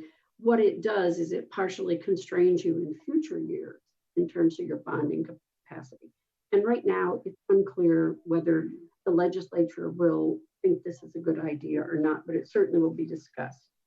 The governor's transportation budget, of all the budgets, capital operating and transportation is the budget where the revenue has been coming in much more slowly, and that budget is much more constrained than the other two. And so in his proposal, he's not proposing a lot of new projects, but he is trying to increase funding for grants that are already part of existing programs. And one of the big areas where he wants to dedicate money is about $724 million to fix state-owned culverts. And these are roads and underground projects that are a barrier to fish passage. The Supreme Court recently said the state has to fix those. So he's planning to put quite a bit of money into those culvert projects. And then he's planning to put money into, or proposing to put money into maintenance and preservation projects for roads. And then part of the whole discussion around transportation is the development of a new statewide transportation funding package. You'll recall the last package called Connecting Washington was approved by the legislature in 2015. And that proved to be very beneficial for Bellevue and the East Side in terms of the projects that were funded having to do with the 405 master plan, and 520 project had money to finish. So there were a lot of things in that package for us. The next package, it'll be very important that this year we have the conversations with legislators to help them understand what the next steps are in our region for a better transportation system. And so we've laid out our priorities and we worked on those priorities, and these have been presented to council, I think, in past meetings. But we worked with the Bellevue Chamber of Commerce and other stakeholder groups to put together these priorities to be able to go talk to legislators with a unified voice. We're all on the same page about what we think are important things for Bellevue and the region to accomplish in a transportation package. And some of these have to do with the, making sure we get fully funded for the project on State Route 520 at 124th that would connect people down to Interstate 405. That is a huge project, and it has been a priority for the city for many years. We're still working to get the projects in the 405 master plan fully funded. There's a project that would provide access off of 405 into downtown Bellevue or the environment around downtown Bellevue. And then there are some longer term projects that would fix the interchanges where 520 meets 405 and where I-90 meets 405. And as you know, those are very important regional choke points. Those are longer term projects, but our goal this session is to get those on the radar of the legislature so that we might be able to get funding in a statewide transportation package to fund maybe design and right of way of those projects, with full funding being several years down the road. But it's important to get those on people's radar. And the agenda memo that we put in your packet for tonight provides more details on the governor's budget and other issues that are sort of the lead up to the legislative session. And as we noted earlier, the governor's budget is essentially a starting point. It rarely is the ending point. Each chamber of the legislature develops its own operating, transportation, and capital budgets. It works on those during the session, which is why it's important to keep up the dialogue with our legislators. And those are released by each chamber late in the session. And there's really not a lot of time to debate them once they're released. And then once they are adopted, the legislature goes home. And we always hope that that happens on time. Something that I wanted to do as a reminder that I forgot to do, so I sent it to you earlier, is the last couple of years when we've done legislative agendas, we've put out a 4-page document that looks a little bit like a marketing piece or a book. It's got color photos. And the first 2 pages of last year's publication had the actual wording of the adopted legislative agenda that the city council adopted. Pages 3 and 4 had additional information that we thought was helpful in apprising legislators of sort of what's happening in Bellevue.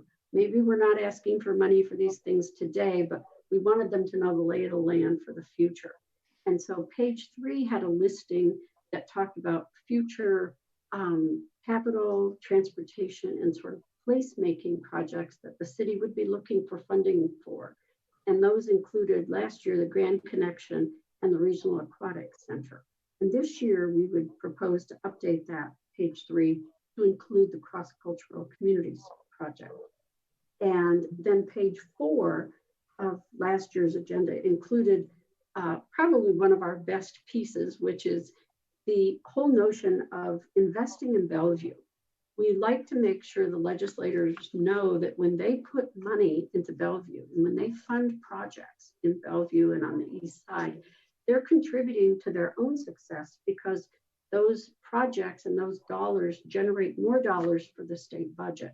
And we always say that when you invest in Bellevue, you're getting a good return for the whole state, not just for the residents of our community or the small region that we're in.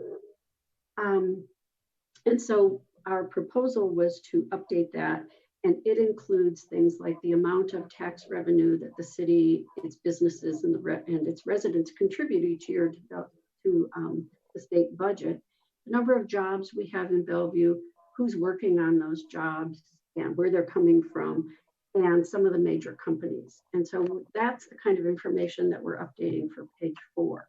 So I wanted to remind you that even though we don't have a specific recommendation in our funding package for the Grand Connection, that it still is on the radar screen, and the same with the other 2 projects.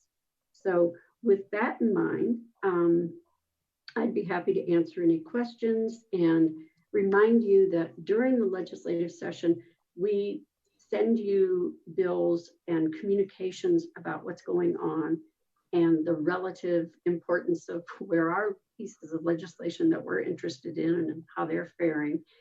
And when we have a bill that doesn't really have any council policy attached to it, we bring those pieces to council and say, what do you want to do on this? So that you have the opportunity to weigh in as bills move along through the process. And so when it looks like a bill's getting legs, even if we don't have a policy position, we want to make sure that you know about it and have the opportunity. And lastly, again, we'll need your help in communicating with our legislators. And that's one of the other uses of your policy agenda, is it sets the benchmarks. We don't go above it and we don't go beyond it or below it unless we check in with you. So the value of it is in the fact that all of you agree to it and make it yours so that we can all go out and do the city's work in Olympia or wherever Olympia is going to be this year. And with that, I'm happy to answer any questions or any additional information you might need. Thank you very much, Joyce. So I'm going to call on people in this order, starting with Councilmember Barksdale, then Robertson, Zahn, Deputy Mayor Newhouse, Councilmember Stokes, Lee, and then myself. So Councilmember Barksdale, would you like to start us off?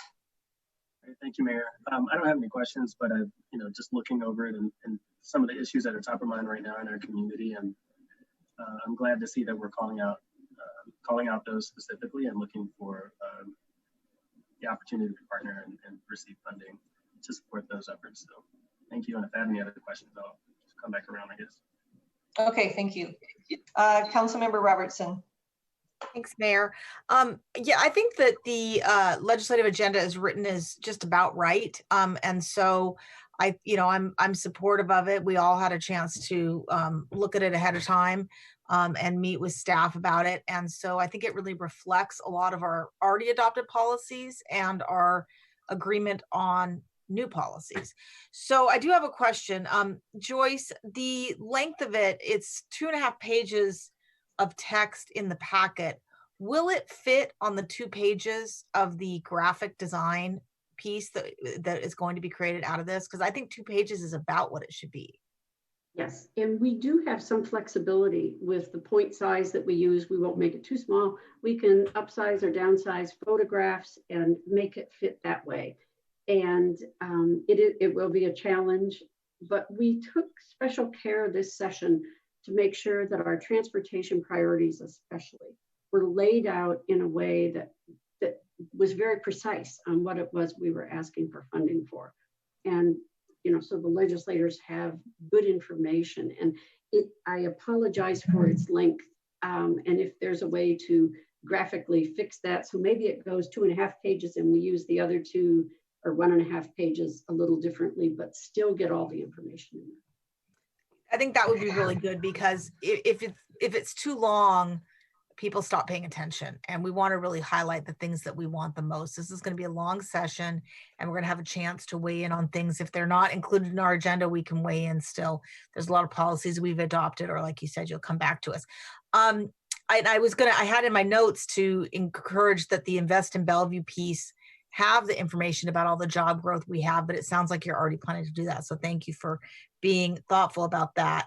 On the virtual format of this session, I know we don't know how it's all going to be, but we used to do a legislative breakfast with the 41st and 48th district delegations, and we would share with them our agenda, our legislative agenda, et cetera, and all have, coffee and pastries together and talk about Bellevue and what the upcoming session is. I don't know if we could set something like that up via Zoom. But it would be great if we could try to do that in the virtual environment, because I suspect, and as you know, I've been down to Olympia a lot on behalf of this council with some of my colleagues, and catching people in the hallway, making appointments to have that FaceTime, you're not going to be able to replicate that in the virtual environment. And so I'm a little bit worried about how we get our message out. But I think setting some meetings via Zoom with a couple of council members during the course of the session would be good. But if we could do that kind of legislative breakfast, legislative lunch, coffee, whatever, I think that would be really great, because we need to coordinate the lobbying effort with, you know, the tools that we have, and all 7 of us are tools that that the city has to help connect with these legislators, as well as our staff and our lobbying team and et cetera. So to the extent that we can do that and be helpful in that, I think that we need to try to think outside the box, or inside the Hollywood Squares boxes, if we're going to do it all virtually. So as well as setting up people to testify and that sort of thing on bills as they come up. But the yeah, I do think that the transportation is as good of a transportation legislative agenda as I've seen, because it really is very comprehensive. So thanks. Councilmember Zahn. Yes, thank you, Joyce. I echo my colleagues about the tough work you have of creating this and really focusing on those things that we know that the city cares about, as well as our legislators are going to be focusing on. And I echo Councilmember Robertson in having been down in Olympia the last couple of years. How do we do that virtually and make sure that we have the opportunity to be the advocates for Bellevue? So I'd like to figure out also how we might go about doing that, whether it's a lunch breakfast or some additional Zoom calls or some other partnerships.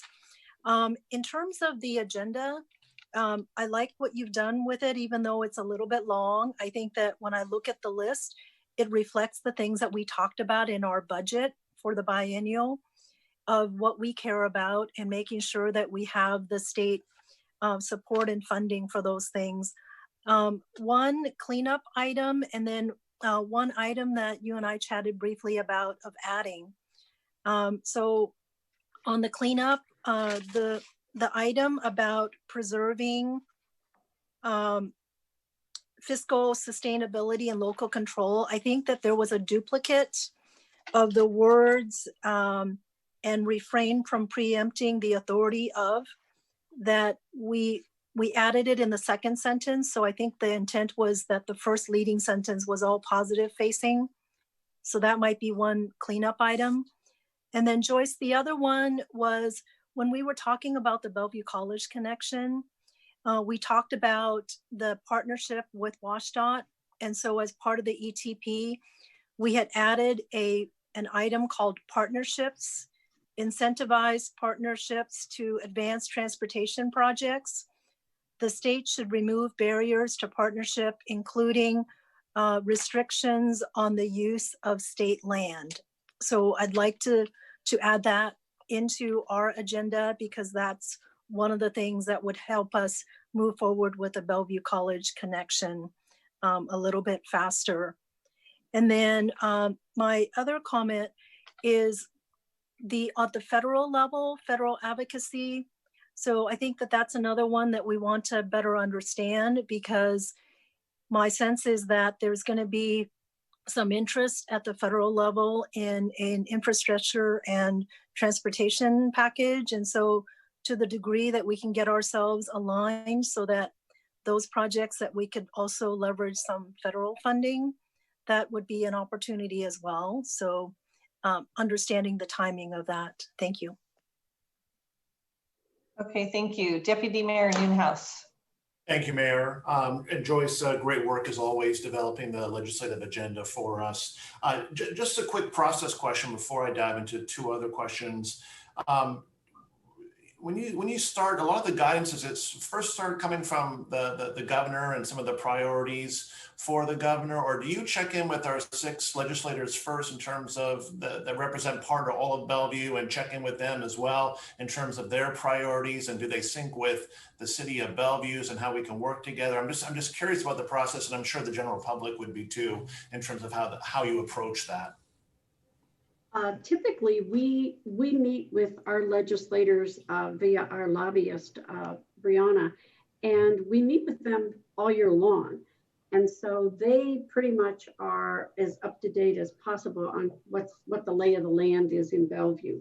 As session gets closer toward the end of a year, we check in with them more frequently to do just as you said, check on what are their priorities, what are the bills they're going to be working on, what's of most concern to them. And as it relates to the governor's proposed budget, I am hoping what I had in the agenda memo was not misleading, because we generally just apprise you of what's in the governor's budget because those are his priorities that he's already released to the public. Right. And some bills get pre-filed, which means they are in the hopper, if you will, prior to the beginning of the legislative session. And we know what some of those bills are, but the action really starts next Monday. And so on the priorities piece, we're talking to our folks all the time. And I think that we are fortunate in Bellevue to have 6 individuals representing our interests in the 41st and the 48th districts that they try very hard to be supportive and be in touch with our priorities. And there's hardly been a time that I can recall when they have been anything other than supportive. Now, that support can vary based on the importance of the issue to them, but they do check in with us very frequently, and they very often, ask what we want. And so our job is to make sure they have the information they need to be supportive. Thank you for that. So 2 questions or suggestions. So as my colleague, Councilmember Robertson pointed out, we do have that invest in Bellevue piece to this, and I think the transportation section of this is spot on. It's fantastic. I just, something that just nags at me a little bit. I just wonder if we need to add a little urgency there. I mean, as you rightly pointed out, what is good for Bellevue helps the entire state. And no other city sends more tax dollars down to Olympia other than Seattle. And we're about to absorb an incredible amount of growth with incredible companies like Amazon and Facebook coming to Bellevue. I just wonder if we could add some urgency to that language just a little bit in that section, as well as it being in the Invest in Bellevue, because it really is critical to maintain our infrastructure in order for this growth to work for Bellevue and work for the entire state. So that was one question for you. And then the other one is on the climate and environment section. Obviously, as you know, we just passed our ESP. And to me, when I read it, it sounds as if we are willing to work on environmental issues as long as it work within the ESP program. But I was wondering if it would be possible to put, like the transportation section, get a little bit more specific in terms of a dollar amount ask that could help us facilitate our ESP program even further or quicker, because certainly, this is a priority for the entire council. Unless your guidance on that, Joyce, would be we don't want to be as specific in that one area as we have been in transportation, but I wanted to at least ask you the question and get your thoughts on that. That's a good point about the specificity. And one of the reasons that we include that kind of specificity in the transportation arena is because most of those are projects, and the cost of those projects has already been estimated or gone through a process through WashDOT, and they've arrived at a number. And again, that's subject to change as the economy changes and prices go up, et cetera. In the other arenas, it is often, I'm trying to think of a nice way to say that we need to be careful not to be seen as requesting the whole tree, not just a branch or two of the tree.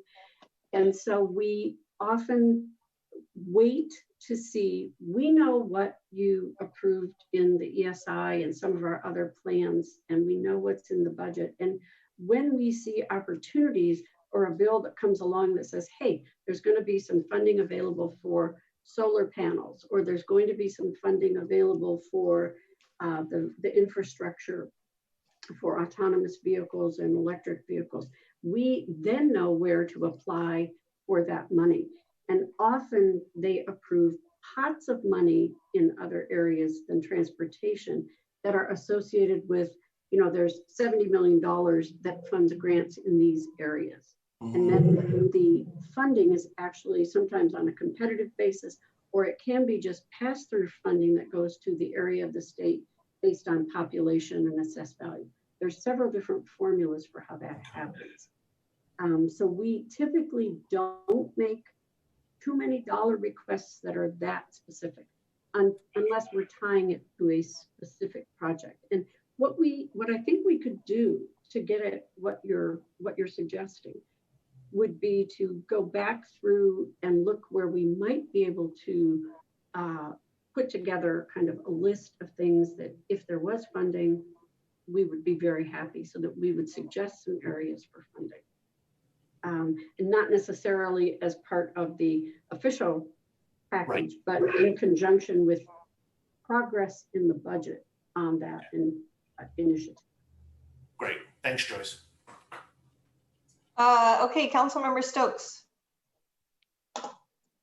Yeah, all the questions so far have been very good on this. And I guess part of the problem is how do we get information we want in here without it being, 6-10 pages long.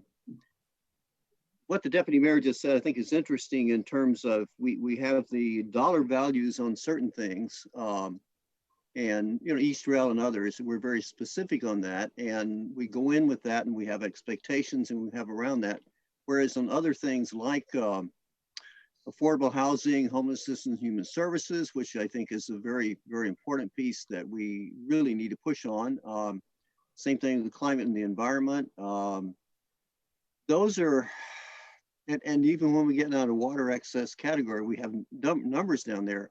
So I found that when you're talking with people about this, when you're just talking about the concepts or what we want having done is good, but the question that comes back to you is, okay, so how much do you want, or what's it going to take?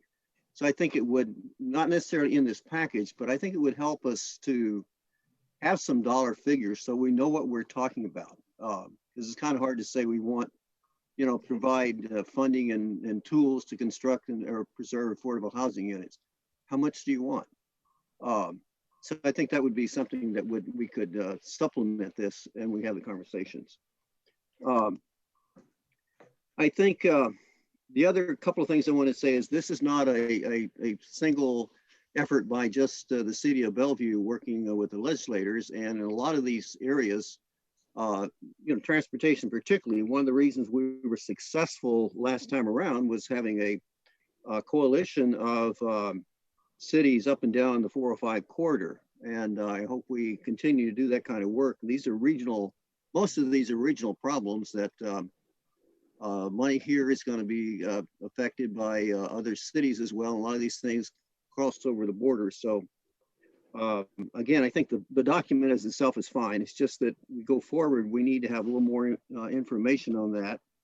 And we need to start working together with our other cities on this and find out what they're doing. So we don't have necessarily competing things, but we work together. And the other thing I think is important, going back to what Joyce, you were saying earlier, and about, and how to lobby and do this exceedingly well, is to emphasize that this council members can do a lot in not only going to Olympia as we used to, or that type of thing, but in also having Zoom meetings, going phone calls. Being addressing, you'll run across people who are working at the legislature, both the legislators and staff and lobbyists, and having willingness to talk to people and to make phone calls and to really communicate a lot better, I think is very helpful. Something we can do.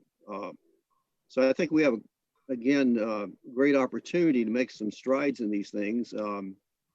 And obviously this is a huge package and we don't know what they're going to focus on, but I applaud the work to put this together, and I think it's something we can work from. And you know, but we need to continue to have even more conversation about it and communication with you, and as we go forward. And if we could all work on this, I think we'd have a even bigger impact. So thanks for the work, and looking forward to seeing what we can get done. Councilmember Stokes, in response to your comment about coalitions and how that related to the success we enjoyed on the 405 and projects and on the last funding package, we're still at work with those coalitions. We are working with a group of business folks, a group of city folks, a group of other stakeholders, and it all gets mushed together on 405 and our transportation priorities. So I think we have those bases covered in terms of the coalitions that have helped us to be successful in the past.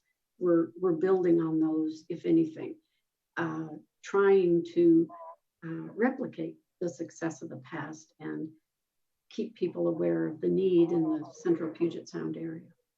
Yeah, I just wanted people to know that we are doing that too, and encourage us to continue doing that. So that's good. Thanks, Joyce. Great. Councilmember Lee. Thank you, Madam Mayor. I want to compliment Joyce and her staff for doing a good job, very, very good job on this legislative agenda, particularly in transportation. I think hits the point very well. And the same time, I think I want to just touch upon what the Deputy Mayor was asking earlier about, how and we establish our priorities in our agenda. And I heard that we do have constant communication with our legislators.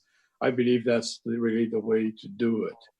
And the question is, we want to be sure that they hear from us our priorities, because they are our representatives.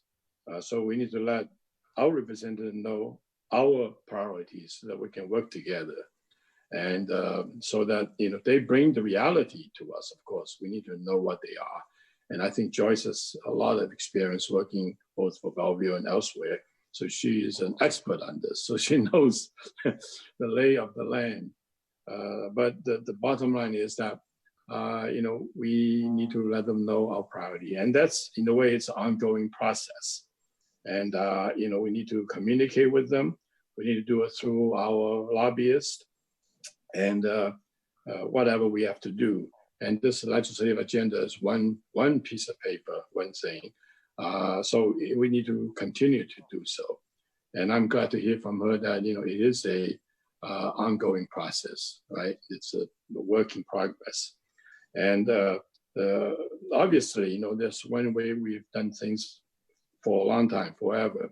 But the pandemic has really changed us, changed our environment, changed how we do things and what we do things, what to do and how we do things. And in a way, the legislative agenda reflected that. It started out with saying recovering from COVID-19. Then you talk about social and criminal justice. And in a way, our city has responded extremely well. And that is one of our agenda. I hope we can communicate to our representatives. And so I think, I want to compliment what our city has done. That's a proof of what the city has responded to this changing, not changing, but yeah, it's changing, it's changing social agenda. Our budget we just finished, really it's transformational as far as I'm concerned. I've been on the council for 27 years, complete last December. And this is the first time we're looking at, the initiative the council brought to the budget.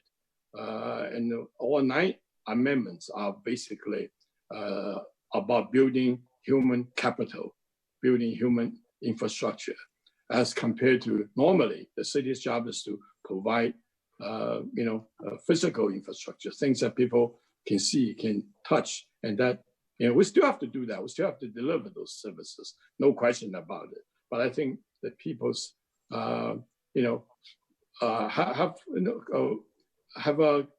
social concern, change perception, and we are addressing it. And I think Bellevue has demonstrated extremely well. So I want to compliment this council and the staff, and with the leadership of the mayor, we're able to really make a tremendous transformation. So, pat ourselves on the back. But this message has to be also transmitted and communicated to our legislators, right? So it really is something that I'm glad you mentioned all that stuff. So it's got to be clear, and it has to be in a way that reflects what Bellevue stands for in this transformation. I think that needs to be clear.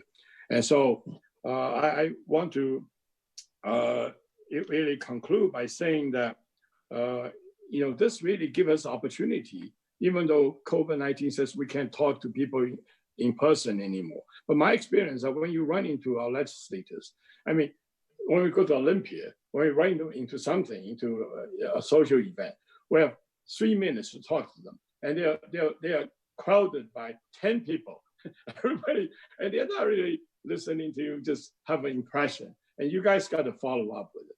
But with the COVID-19, we don't run into them as often. But with the virtual meeting, I find it very, very efficient. It's not just chit chat.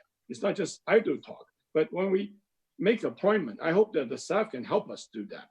Make appointment, like Jennifer Robertson suggested, with 2 or 3 of us. We can sit down and say, we have a item, we have a priority, I'd like to talk to you. And they can have more than one also listening to us. We can have a conversation. We don't need to make appointments. We need to make, to connect. We don't need to meet a certain place. We can just get on, on a Zoom and say, let's talk about this topic. In 5 minutes or half an hour, we can talk about it. And they know you can prepare us for the points, for the things that we need to say, so you know exactly what we are talking about. We're on the same page, and they get the message very clearly. So I think that's a very efficient, very effective way of communicating and lobbying. I hope that we can continue with this process. This is a change. This is a good change. So I hope we can become more effective. So I think, as mentioned already, the transportation packet is very well done. And unfortunately, we have some others. We don't know exactly what it is. And, we have questions regarding that we need to have more specifics. But I think your answer, it's very well taken. And I think we do want to continue this process. And when we come to the next year, we don't need to actually write up a formal letter. Supposedly, they should already know what we have in mind, right? We just have to remind them of it. And that's simply that. So I hope this is an ongoing process, and we have begun with this one, and we'll continue to do so. And they will continue to hear from us, from the council members, as well as you guys. If they don't listen to us, if they forget, then that's your job to remind them. So we hope that by next year, we will have a very good legislative agenda, which they understand what our priorities are. We work with them. We know what they think can work. Then we can make it, to become effective, like you suggest. So thanks again, Joyce. Okay, thank you.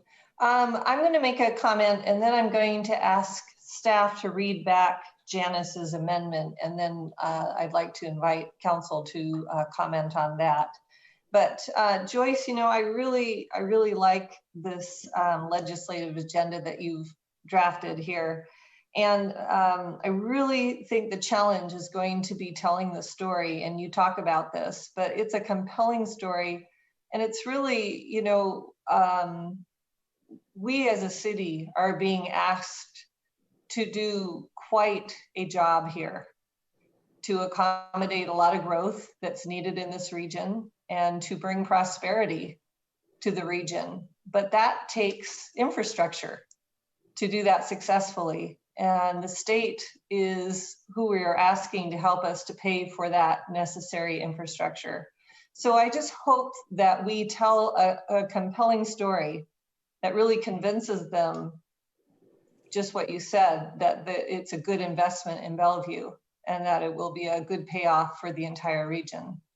But honestly, I don't see how we can succeed at our goals here without that investment. So I think it's nothing's optional here on our agenda, you know. It's really imperative that we put these things in place in order to succeed. So I think that the state must feel very happy with the challenge that Bellevue has right now, that it's kind of a gift that we've been given, this all this growth and opportunity. And so I hope they will support us in succeeding with that. Okay, so could you, go ahead, Joyce, yeah. One of the things that I wanted to do by way of kind of bringing everything to closure, which is what you were suggesting, is Councilmember Zahn made a comment about a cleanup item on page 3, and she's exactly right. That's just a Scrivener's error and can be very easily fixed.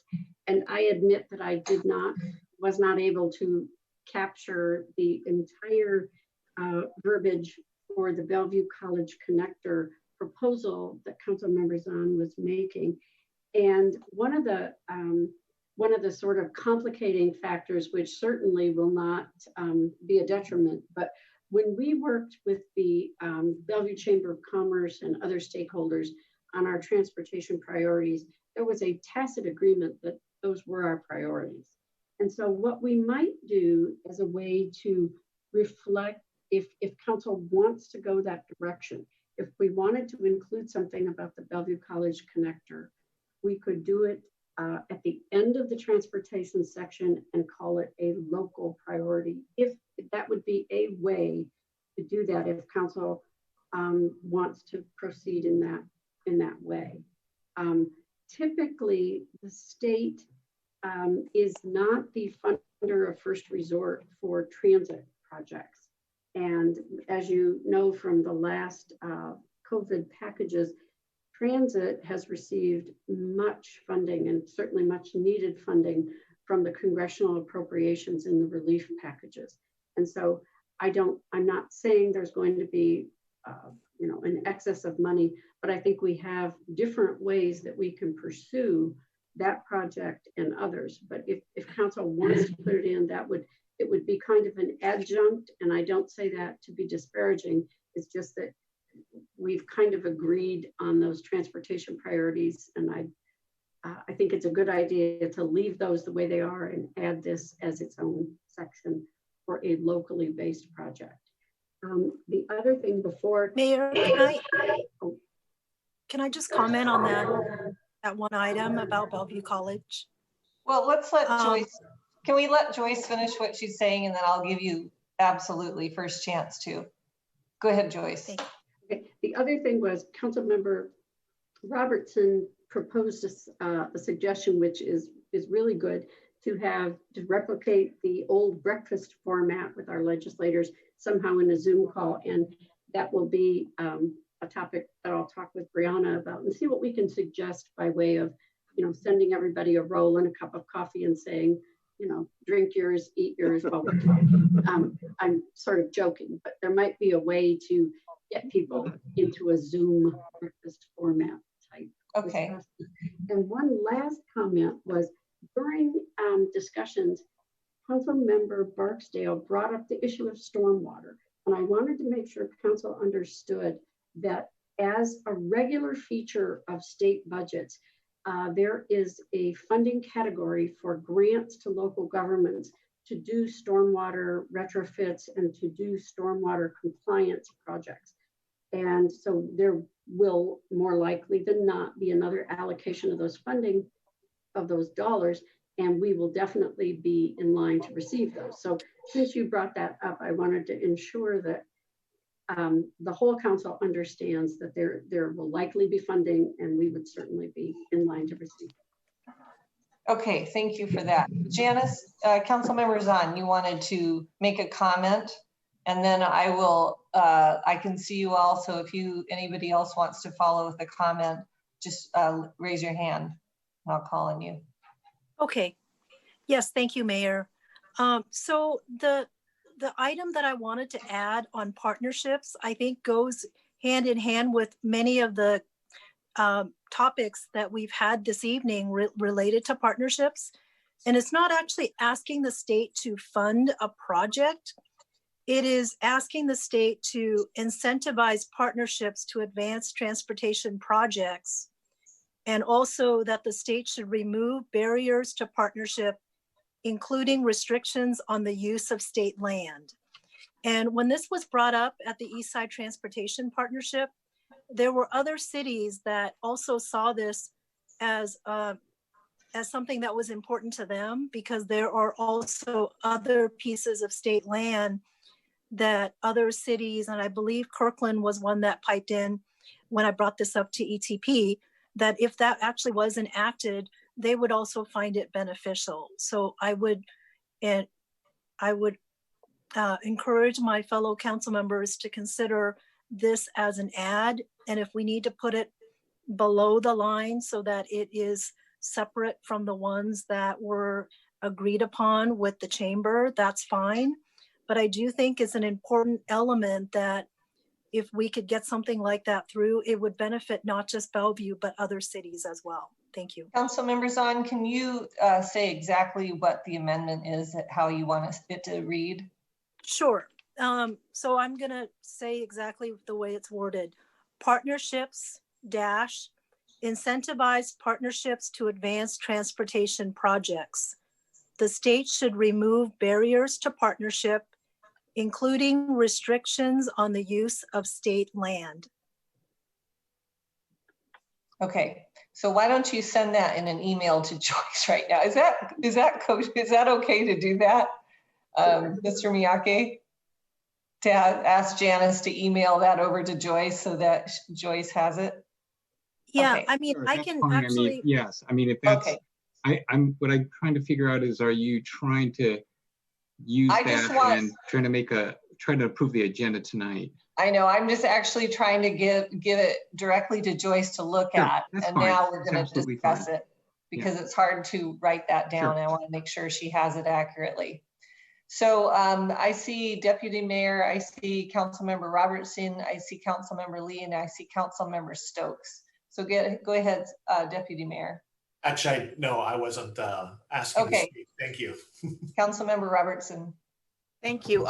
So I like that idea. I don't know that it should be a separate section. I'm wondering if we can integrate the idea about partnerships for transportation in the introductory. There's 2 introductory paragraphs under transportation investments. Maybe we could squeeze a sentence in there. I'd like to see how Joyce would deal with that, but it seems like it would be a little bit like an orphan thought if it's not incorporated into the transportation investments, but that would be my suggestion. And if we can fit it there, I'm totally happy to support that. It's because it's not a request for a project, it's just a request for tools like allowing state property to be used. So if once Joyce has a chance to digest that, I'd love to hear her thoughts on that. Thanks. And thank you for that. And it may be that we come back next week and have Joyce bring back something next week to look at. So we don't have to rush it tonight, but I'd like to bring everybody's comments up. So Councilmember Lee, you're next. Thank you, Madam Mayor. I knew that I talked to Joyce and the council about this tax incremental financing. I thought I read it somewhere, but I couldn't see it just now. So it just occurred to me. Is it included someplace? Yes, Councilmember Lee, that is right up in the very first item, recovering from the COVID-19 pandemic. And we talk about public-private partnerships there, and we're asking for new tools, one of which would be I see that, tax yes, increment. because it's so much ahead of everything else. I just missed it. Thank you much. Okay, Councilmember Stokes. Yeah, I was thinking about something along the lines of Councilmember Robertson. I appreciate her suggestion on that and would agree with that. I just want to ask, it kind of struck me as listening to the response on that though, Joyce,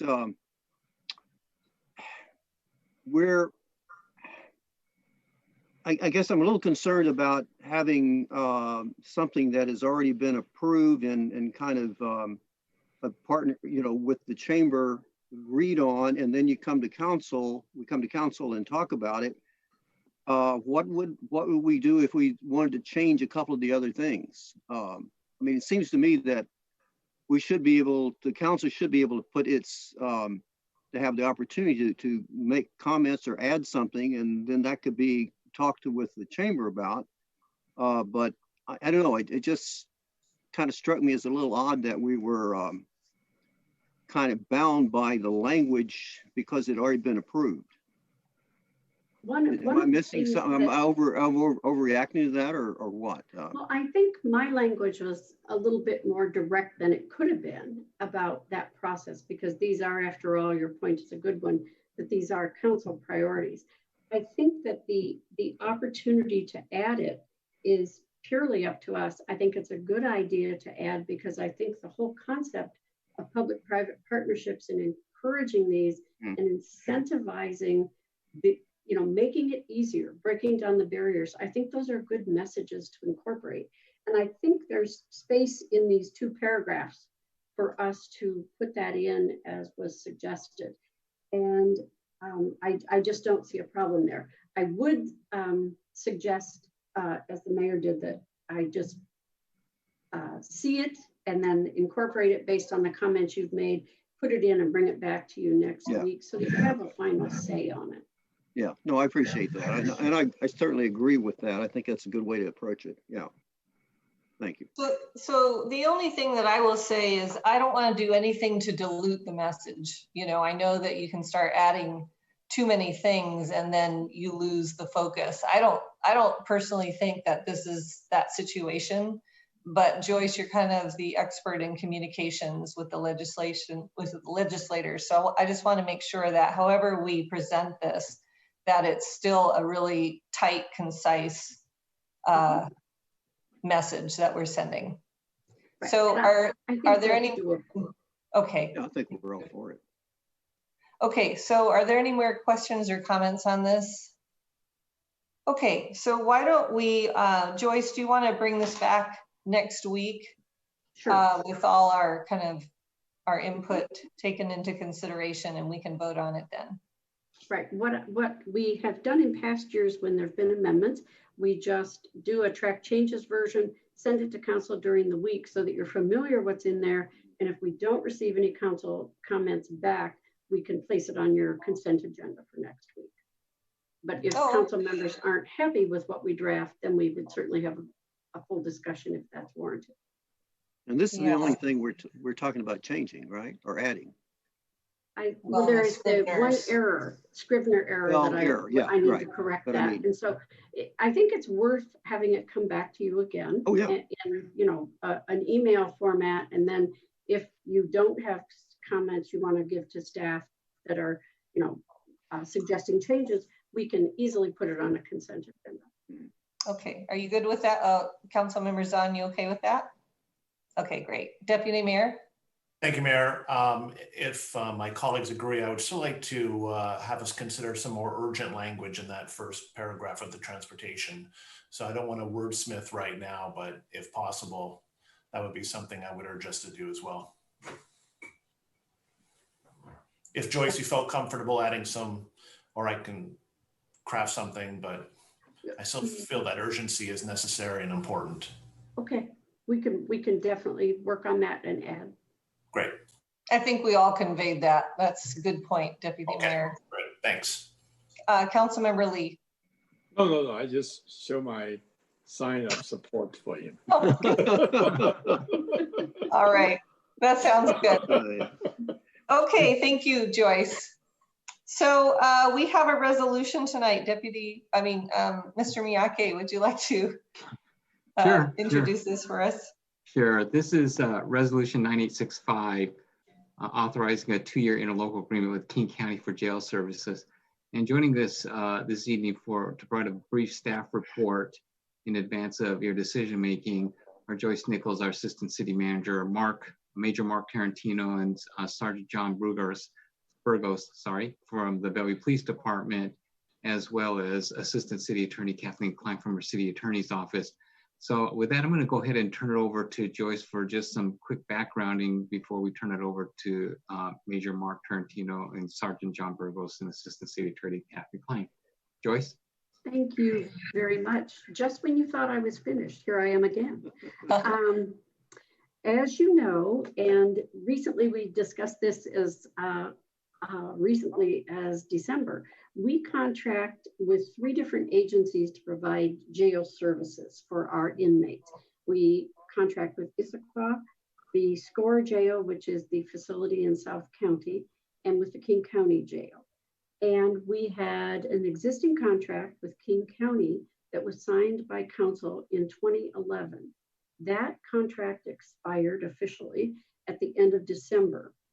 And one of the problems was that it was the 2-year extension agreement of the contract, which is actually a new contract, was not approved by the King County Council members until the 15th of December. That was after our council and several others were no longer holding any meetings for the balance of December. So we worked with the county executive to ensure that there wouldn't be any break in coverage or in the agreement if we brought it to council tonight. So what's before you tonight is a 2-year agreement for services with the King County Jail. This is what we think is a good agreement, and the agreement is a way to continue receiving services from King County Jail while the county's in a process where it's looking at how it wants to use the buildings and the facilities to provide services on its downtown Seattle campus. The county has several buildings. We're in a process where people are trying to rethink how we deliver human services, criminal justice services, and the county is going through that process right now, led by County Executive Dow Constantine. The agreement, the 2-year agreement, is a way to extend our contract and continue to get services while this process of re-envisioning the county's services is happening.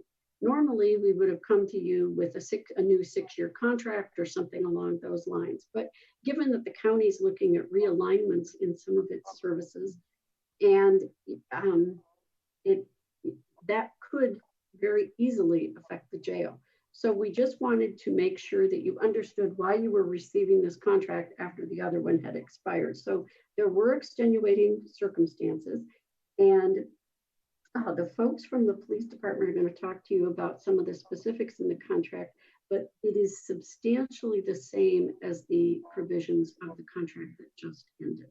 So I can turn it over to Major Tarantino if he would like to provide just some more background for council and a little bit more specificity. Thank you, Joyce. That was great. You covered a lot of bases there. I'll try and fill in where I think maybe council might want some answers. So, like Joyce stated, this is a 2-year straightforward agreement. It's basically the same agreement we've already had, except for it adds a CPI to it. That's basically what the contract is, and Joyce already talked about the reasons why it's only a 2-year contract. We contract with 3 jails, as you know, Issaquah for misdemeanors, SCORE for misdemeanors, and King County for felonies and misdemeanors when we can't normally get somebody into SCORE or Issaquah. This is a relatively small contract. We currently have about 95% of our jail inmates in SCORE, and less than 5% are housed at King County Jail. It's a pay-as-you-go contract. We have no guaranteed beds, and there's no cost to the city of Bellevue for felony bookings or felonies that are combined with misdemeanor bookings. So this is just a contract for misdemeanor bookings. Like SCORE, one of the nice things about King County Jail is that they have medical beds and psychiatric services that we need for some of our inmates. Fiscally, as you can see here, we didn't spend all that much in 2020 at King County Jail. Most of our money went to SCORE. The reasons for that and the big decrease is obviously from COVID. Not only are the jails restricting access to some inmates, but we ourselves have put some restrictions on low-level offenders being booked into jail to protect our staff and to protect those inmates. We project, even though it's not on the slide here, we kind of split the difference in trying to project how much we're going to spend on jail costs for King County. We're projecting $96,000 in 2021, and the second year of the contract, $97,000. Like I said earlier, we try and use SCORE as much as we can because of the services they provide and the cost, but sometimes we can't always get people in there, so we result, which results in us using King County from time to time. And in closing, I mean, what we're asking for from staff and council is for authorization to execute this 2-year agreement. And me and John and Kathleen and Joyce will be more than happy to take any questions if you have any. Great. Okay, thank you. When I can have the screen back with the council on it, I'll be able to see who has a question or comment. There we go. So just raise your hand if you have a question or comment here. Councilmember Robertson. Thank you. I support moving forward with this and will certainly vote yes on the resolution. I have a question about what we're doing to make sure that we can continue to have services after 2022 with King County if we need it. I know that we don't send many of our misdemeanants there, but when you need them, you need them. And I'm very worried about the county's ability to continue to provide these criminal justice services if they close down the jail. So could Mr. Tarantino, can you let me know what's happening with that? And when we'll know, you know, I assume we're working towards the next contract, or Joyce, let me know what's happening, because we had a 9-year contract before and this is only 2 years. We're gonna need services beyond that, I anticipate. Joyce, Yes, can you take that? I'm sorry. Yes, can you take that question? Sure. One of the things that led to this 2-year contract is this sort of realignment process. And the county, I don't have as many specifics as I'm sure we'll have in the coming months as the process moves forward. But the county has several buildings downtown. It has the old courthouse, it has the Schnook building, the Goat Hill Garage, the jail, and other service. There are some buildings that are further down in Pioneer Square, and the county is sitting on an enormously valuable bunch of properties down there. And the jail is one of the properties that is quite old, and it is not the kind of jail that people are building these days, and it's very expensive to operate. So that's part of the rethinking and realigning that's going on is, should there be a downtown jail?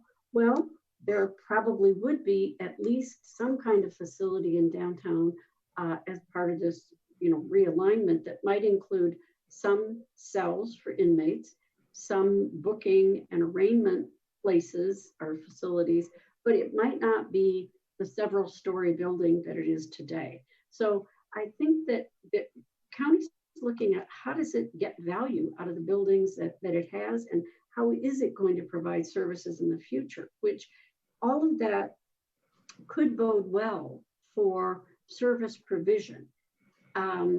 And I think that it's time that we need to approach the county executive and say, what are you thinking? Because we are interested, as you say, in having a longer term contract, because we do need this piece to fill out our jail portfolio. We need the county jail. So it's a matter of getting involved, if we can, in the rethinking and understanding how the district court contract works and how these other things work together. Our probation services that we provide, we have many kind of dogs in this fight, if you will. So we'll want to be involved But the answer to your question most directly is we don't know right now. Okay, Councilmember Lee. Thank you, Joyce. Is this the right time and opportunity to now bring the issue up to the King County Executive? You know, obviously, you know, it has to come up eventually. We have to watch out for our own, you know, needs and provisions. If it is, the question then is, what do we do? How do we, you know, the council need to think about, you know, working with the city manager and you guys, develop a plan to make this work. And there's a time, obviously there's a timeline involved too. You know, when can we wait and how soon should we begin this process? Right. We have already spoken with staff in the county executive's office, both Brad and I have. And I think that your question is well timed because it is time for us to engage more with the county executive, if only to find out the timetable and the sort of things he's going to be looking at big picture, he and other members. He's meeting with other officials too. But I don't know the degree to which we would have been involved to this point. But now that, you know, we're looking at this contract and we're looking at only 2 years, I think those are valid questions to be asked. And we can get back to you on some timing and some process issues for how we might make that happen. Sounds like a good regional issues topic as we come back monthly to perhaps bring this up in the status report, because they're all good issues that both council members are raising. Are there any more questions or comments? Council members on? Yeah, I agree with my colleagues. I'm going to support this. And I do think it's broader though than King County because we have 3 different places that we are using as jail services. And so it seems to me the discussion should be more holistic than just King County because we are relying on all 3 to provide services on our behalf. So I don't know whether the other 2 are looking at making any changes or not. If we're looking at this, we should look at it holistically. Thanks. Okay, any more comments or questions? Seeing none, Deputy Mayor, can you make a motion? Certainly, I move to adopt resolution 9865, authorizing execution of a 2-year interlocal agreement with King County for jail services. Second. Second. All those in favor say aye. Aye. Any opposed? Okay, the resolution passes. I believe we are at the end of our meeting, so our meeting is adjourned. Thank you so much, everybody. Good work, and we'll see you next week. All right. Thank you.